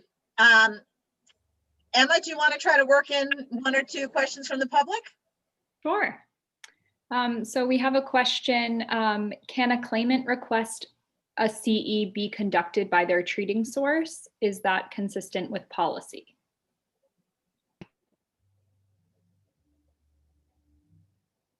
I'll try to tackle this one for the first time. I mean, a claimant can request that certainly, but unless the physician is skilled in the area where we need the information, and unless the treating source is willing to accept the fee that SSA pays, we really are not able to use that physician, and we'll have to go to somebody else. Okay, how about one more, Emma? Sure.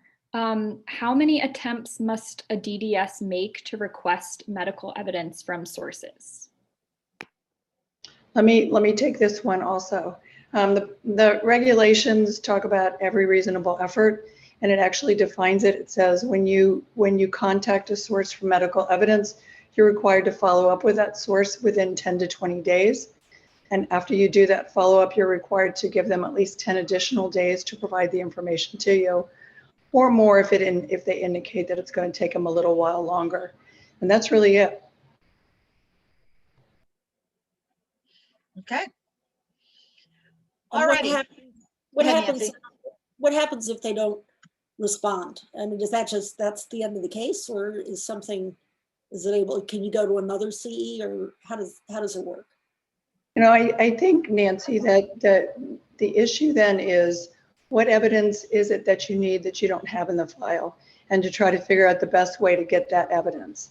So you might be able to talk to another treating source to get that information, or you might have to get a consultative examination. I think perhaps every DDS, and Liz and the pros can weigh in on this, have providers that they know just don't cooperate with providing evidence to the state DDSs. And so they have ways to work around that. They may get a CE earlier if they know that a particular treating source is not cooperative. Paul, do you want to weigh in on that?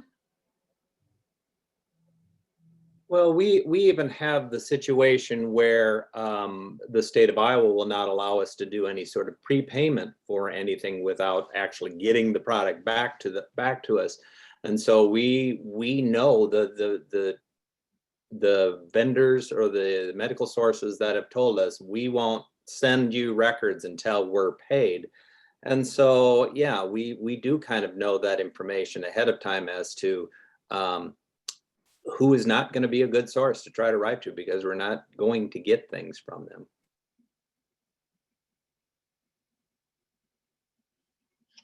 All righty.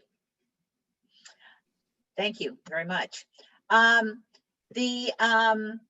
our last piece, I'd like to just move to just kind of an overall hearing your thoughts regarding the changes that could be made to the medical evidence collection and CE process that would help ensure an accurate decision is reached as soon in the process as possible. We obviously started this conversation a little bit in our last discussion, but let's start with potential improvements in policies or procedural flexibilities. So Marjorie Garcia, let's start with you. Do you have any ideas or suggestions for that? With the policy and procedural, most of on the disability analyst or examiner front, they'll go above and beyond what the policy asks as far as requesting or recontacting a source. But it seems to be a little bit more holistic as far as explaining to the claimant at the interview level what it is that they're responsible for during the disability process.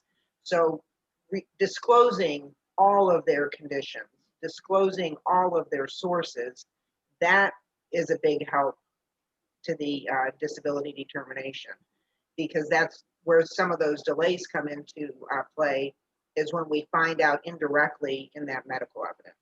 So that is one of the areas.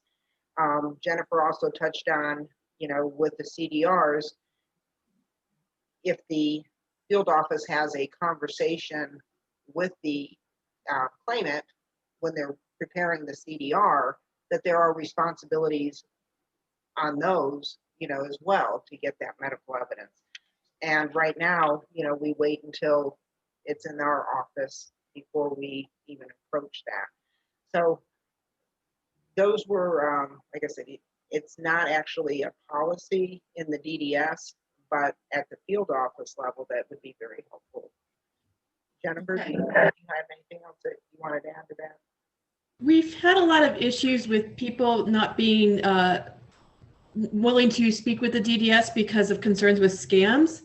And something we think that might be helpful would be to maybe set up a unique code to when the claimant applies, so that they know that this is a legitimate person that they're speaking with. There's already confusion when they file an application with the Social Security Administration and they're speaking with someone from a state agency. So there's confusion, but it's only been made worse with many DDS employees working from home and calling from a cell phone.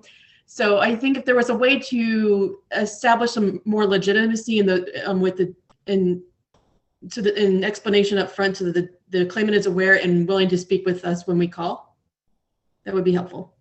Okay. Very good. And Marjorie Portnoy, how about from your perspective as a claimant rep? Sure. From our perspective, I think Social Security dealing with those larger providers that aren't going to provide the medical evidence. So reps, attorneys can file HHS complaints. And like Paul said, we all know who we're not going to get evidence from. So providing some pressure, and maybe OGC working with HHS to provide some pressure to ensure that they are responding and everyone is getting the evidence that they need to make the appropriate decision. Okay, anyone else? Now's your chance. Hey, Kim, it's Liz. I think that there's some more opportunities, particularly in DCPS, to kind of error-proof the medical evidence request process. I think that it needs a second pass at it. There's some improvements in the DCPS system beyond what the legacy systems had for badging and calling them like a good match, like to the what the claimant has said their sources are. So I think there's some technology that could help to error-proof the process. I think that technology also probably could help with us finding out when is enough. I think that the Imagine tool has some real potential to help an examiner say, hey, you don't have any evidence about this impairment, this alleged impairment, and it's going to help drive an examiner. But I think we've got a ways to go before the tool is at that level, and a lot of learning to do. I have to put a plug in for consistent hiring. This team here today, they're all experts in this, but there's 7,000 examiners out there, but 1,200 of them have less than a year's experience, right? So they don't know all of this. They're still learning it all and how to deal and efficiently get medical evidence from the medical community. So I just wanted to kind of set the stage there that there's 1,200 examiners with less than a year's experience. Okay. Anyone else? I think that would, something else with this, again, sharing the vendor files and disability case processing system, DCPS, those notes would be invaluable if a source in Iowa, is unproductive. And we're requesting that medical evidence from them. Well, right now we would, if we'd never requested it before, we would add them to our vendor file and set them up as a new vendor. I'm sure Iowa would have had them for years, but we would have to find out on our own that it was an unproductive source. And we've wasted 30 to 40 days there on this claimant's claim. Whereas if you had all that information together in DCPS, you could look at that note as an analyst and say, oh, this one says unproductive source, we'll not give the information without prepayment.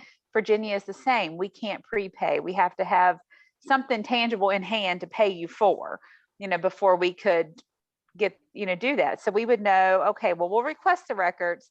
We're probably not going to get these. Let's move on to step 2 in the process. And maybe that's the only source they had. So we may have to move on to a CE, but it's a disservice to the claimants and the analyst, I think, as well, when you don't know that information. So if that could be shared somehow within the vendor file, it would help everybody involved.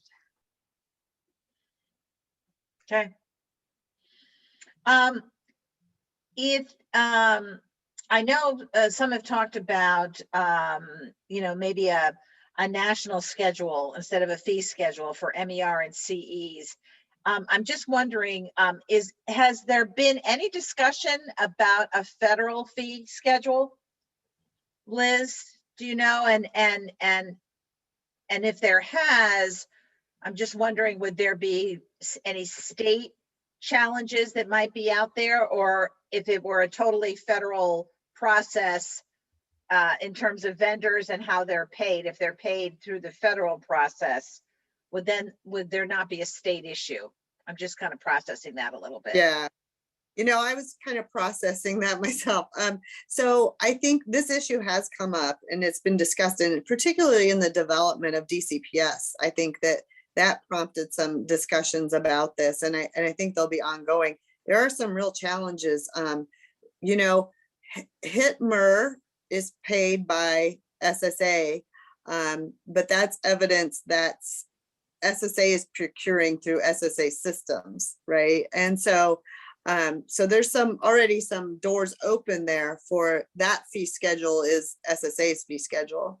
But there's definitely going to be some sensitivity to that, and probably some legal issues too. And I was trying to look at the CFR on that about state issues, but I would need to look more into that. But I think there could definitely be some issues if the federal government was paying directly to the sources as opposed to the DDS is paying. Now that's a little different than the federal fee schedule, but I think they both go together in challenge to that. I think it could really benefit some states who have really low fee schedules, but those when there's state laws directing that, it could be a problem. And maybe Melissa has something to add there.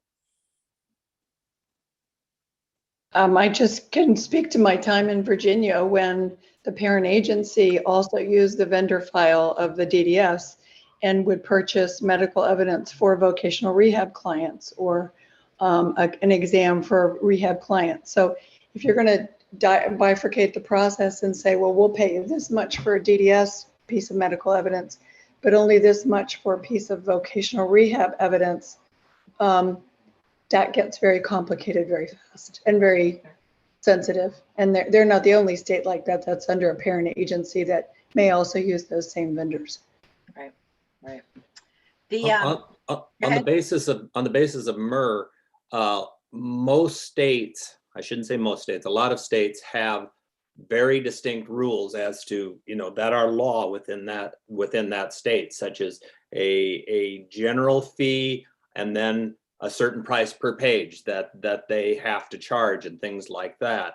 Whereas here in Iowa, we do a flat fee no matter whether or not there's 1 page or 700 pages that are done.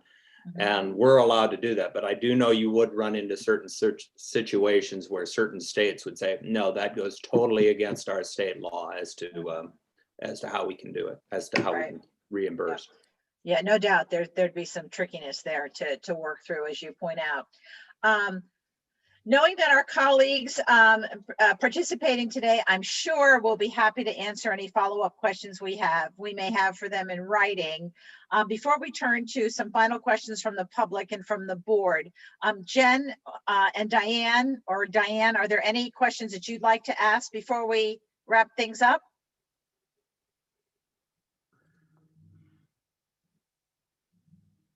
Sorry, it took me a moment to get myself off mute. I think this has been a fabulous discussion, and I thank everyone. I guess I want to sort of put up a broad question for anybody that wants to answer. In terms of the application and the process writ large, I know there's a great focus at SSA right now on underserved, unserved populations, people with barriers. Some people refer to vulnerable populations. Is there anything at the DDS level, and you've touched on some very concrete, helpful things today, but are there any other ideas that folks have for how to engage folks who may face some of these barriers in terms of complying with program rules, getting evidence, all of what we've been talking about today? Jen, this is Teresa. I can touch base on just one little example. We have the population that may not have transportation or may not be able to afford to get somewhere for an appointment, for a consultative exam. However, they do go to the community service boards. I don't know in other states, but here in Virginia, community service board records sometimes can leave a lot to be desired. So we go out and do outreach with those community service boards. Sometimes we also work with the PASS, the public affairs specialist within Social Security, and do a joint training with those community service boards. But in the DDS level, we focus on meeting with the mental health professionals and the counselors in the community service boards we give them a crash course on being an analyst, basically, and we explain to them while we appreciate their records. If you write in there, John Smith has improved or John Smith is stable, that is zero help to us. What is their baseline? Are they now only hallucinating 3 times a day instead of 10? And I'm being sarcastic, but at the same point, we're not mind readers. And if we don't know the baseline, so we've actually shared our CE protocols with our community service boards, like the mental health, the mental status exam, those type of things. We have seen a decrease in need for CEs for claimants that have a community service board because these folks have really taken heed to this practice. And we follow up, and now our community service boards will shoot us an email because there's no PII, they can do that. And we'll say, hey, we have 5 new employees or 2. When do you guys have time to come out and do a training? And it is worth our hour and a half to do away with 10, 15, 20 CEs, hundreds of CEs if you look at it over a year. So that's just something we do here in our area.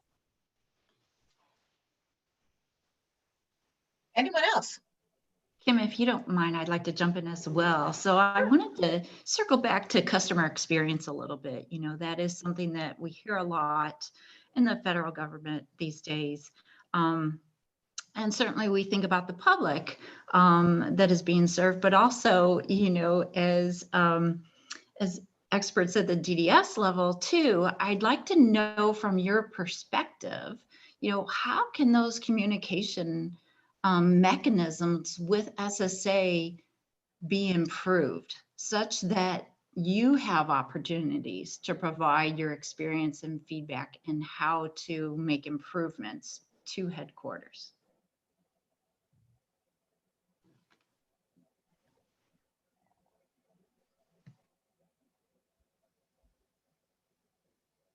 This is Liz. I'll jump in.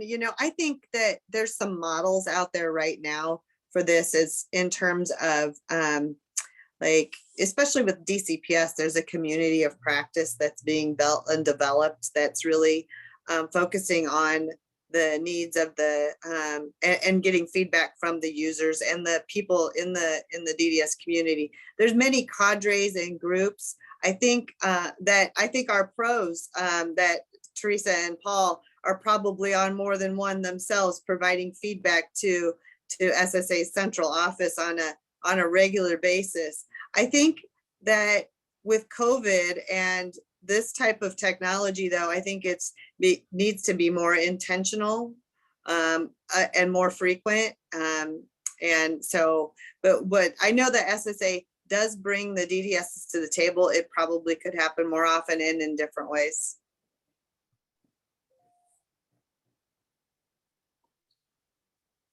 One of the things that SSA used to do a lot, probably other government agencies did too, was they had routine meetings, say, for the professional relations officers once a year, maybe, or for the chief medical consultant in each state. They would come together with all the regional medical consultants. Those stopped a long time ago. And when relationship stops and communication stops, it makes it more difficult to do all the things that you're talking about. Having more of those would be awesome. Or reestablishing them again would be awesome.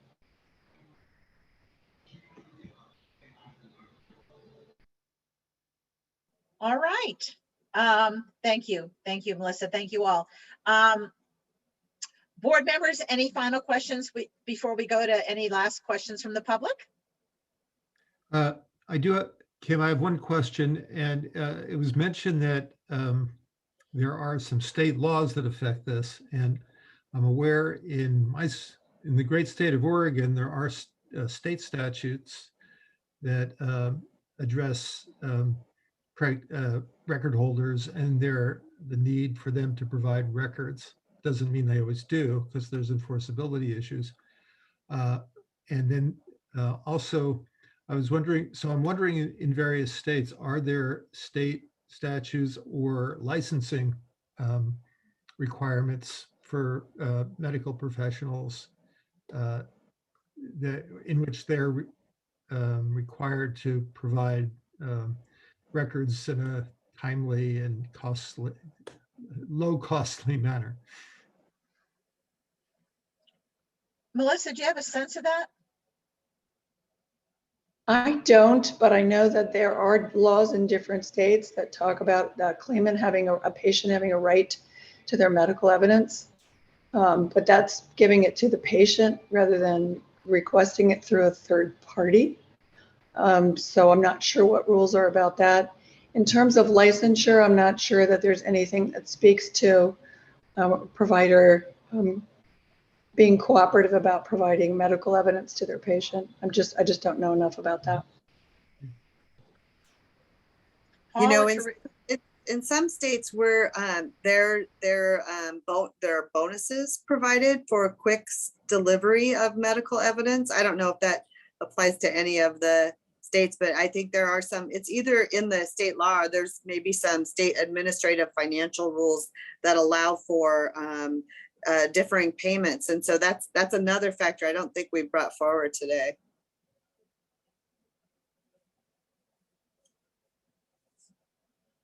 All righty, thank you. Any other board member questions?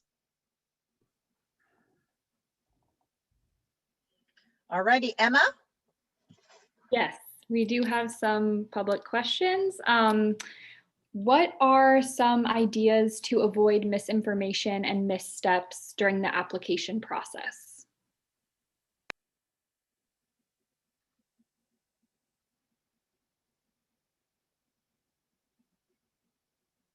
Anyone want to take that?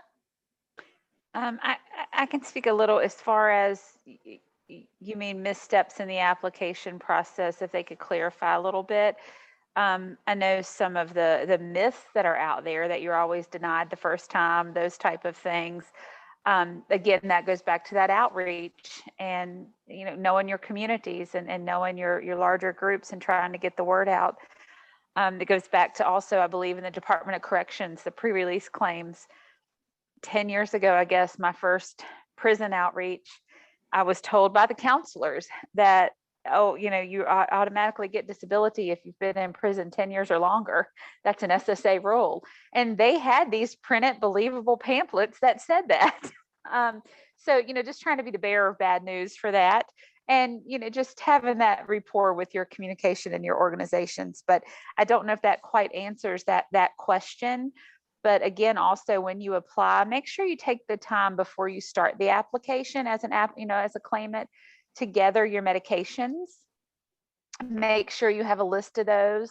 Make sure you have a list of your doctors and try to provide their phone numbers and the addresses, because we might have 10 Dr. Joneses in the same city, so that we can be a best service to you to go ahead and get the ball rolling, that you have that address and phone number. And something we may not have mentioned back at the HIT Health Information Technology segment, SSA, when you apply at the field office and you have that application, when it's sent over to us, that can also trigger those HIT requests.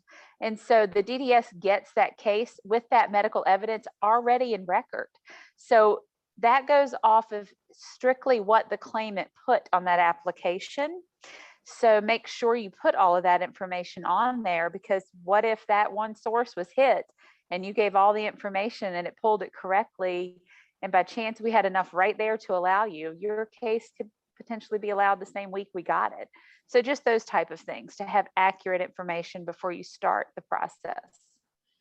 And we know SSA is trying to do more in terms of educating the public, particularly for people facing barriers now, in terms of also providing support to organizations who help claimants. So I think there's some good efforts that are out there now, but obviously there can always be more. But those are great. And I would love to see the PAS, the public affairs specialist, and the pros really, have those relationships. A couple of my pros have wonderful relationships with their passes, but again, it goes back to that hiring.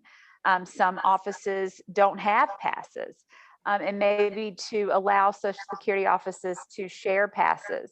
and get familiar with other areas too, and kind of coordinate with pros and make it a team effort. We're not separate organizations in the ways as far as we're still serving the same claimant. Maybe knock them both out in the same team effort. That's right. Okay, next, Emma. So this anonymous attendee asks, when I worked for SSA as a claims representative, SSA undertook the acquisition of all health records utilizing the claimant-signed SSA 827. Is there more responsibility now placed upon the claimant/representative?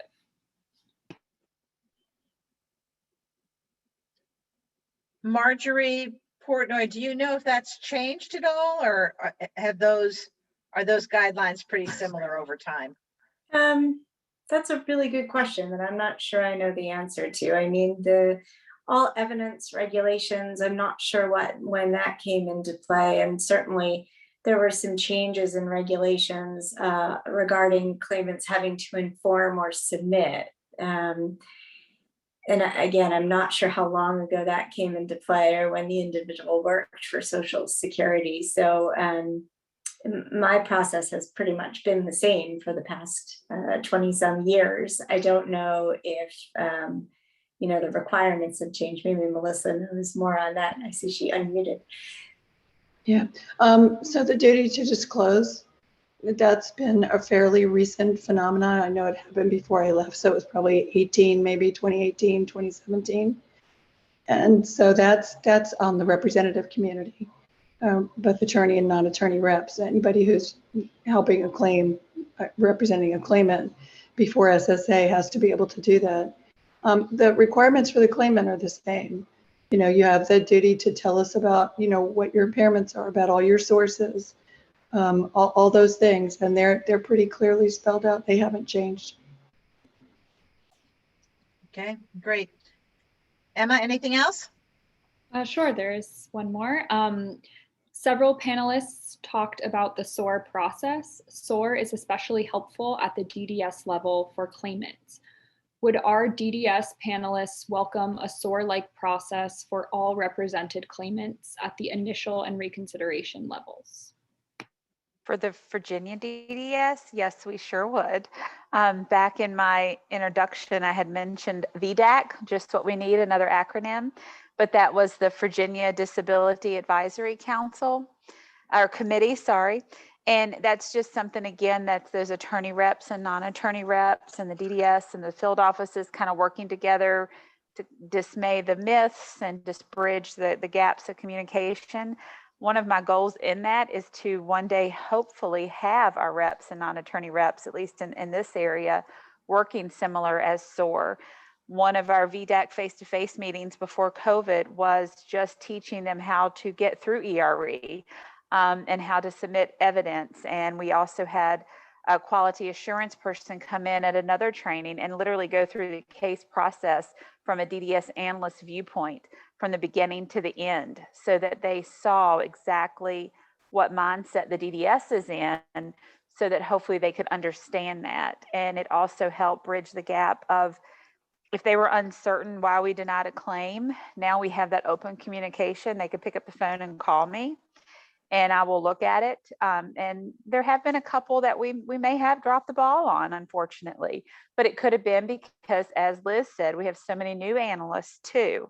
It was a chance to look through that. It's very rare that it would happen, but it shows them that the DDS is also capable of saying, oh, wait, we messed up there, or they're learning to be capable of saying, oh, wait, we didn't provide that. So again, it's just that communication. And as far as us, I can't speak for Paul and Liz in Iowa, but in Virginia, we would welcome that type of relationship like SOAR.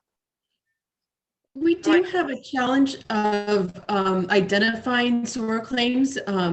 There's no SOAR flag. There is a homeless flag, and we rely upon communication with the SOAR providers in the state to notify us.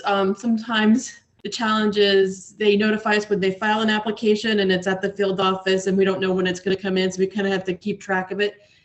Some states may have different setups to identify those, but it can be challenging to identify those claims timely. And the thing that that's really great about SOAR is the level of training those SOAR providers receive so that they understand what's necessary. And I think that would be the most important thing if any consideration of expanding it is the caseworker, whoever would be helping with the SOAR application would have a strong knowledge base of what information.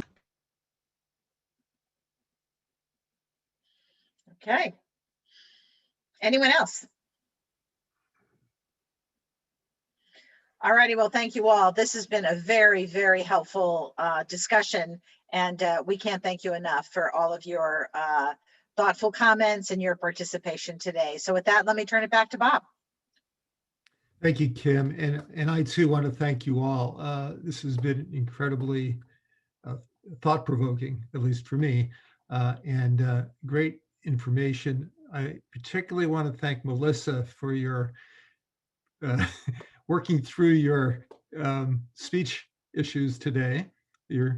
And we really appreciate it. We really appreciate it. I've been asked in closing just to maybe pick out a few things that struck me, and so I will.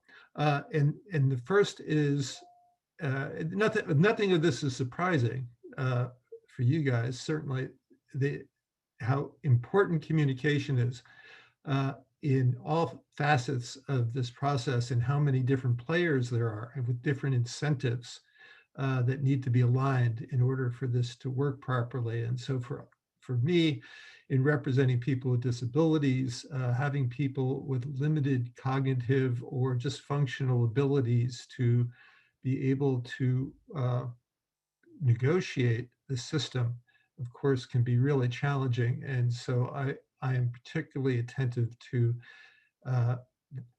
what I feel is a need for representation early in the process, but making that the most effective by giving that representative the authority and access to the record and to medical information, and not to create a penalty for them for doing their job to go get the information that's necessary in order to make a claim. And so that's a challenge, but it's certainly one that you see. IT holds great promise, but like all IT, it's constantly rolling out, it's changing rapidly, and we're trying to catch up with it as it changes and our needs develop. And so that seems to be an area of great promise. And as we've heard, it can be very frustrating along the line. So at least that's an area that struck me as being very important. I think that I'm intrigued by the federal state division of duties here. And it seems to me that from what I've heard, there are the states can be in doing your things the way you do in each of the states, there are opportunities to learn and to share information, and obviously you do, but there may be more opportunities there to learn from what each one of you has to offer, and that's what we have done today, is to gather your wisdom and experience. And so I want to thank you again for that. And before I wrap up, I wanted to ask any board member, before I do, if they have any parting remarks. No real parting remarks other than to say thank you so much. I mean, it was very extremely informative. So thank you for the time you've taken to be with us. Yes, I would also like to extend my thanks to the panelists here.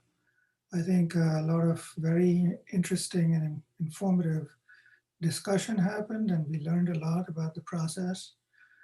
One thing that stands out for me is how challenging the current IT tools and all the software that we have, the agency frontline workers are working with at DDS's field offices, how many gaps there are and how challenging it is. We learn from you folks who are on the front lines, and appreciate all the bottlenecks that come up.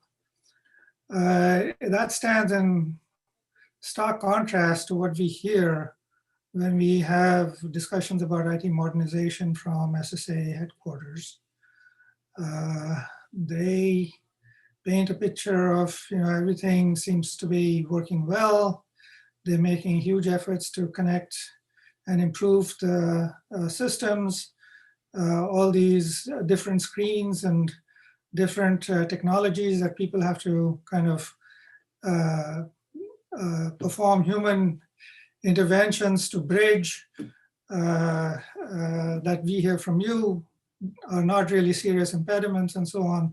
So I'm a little perplexed about what exactly, why.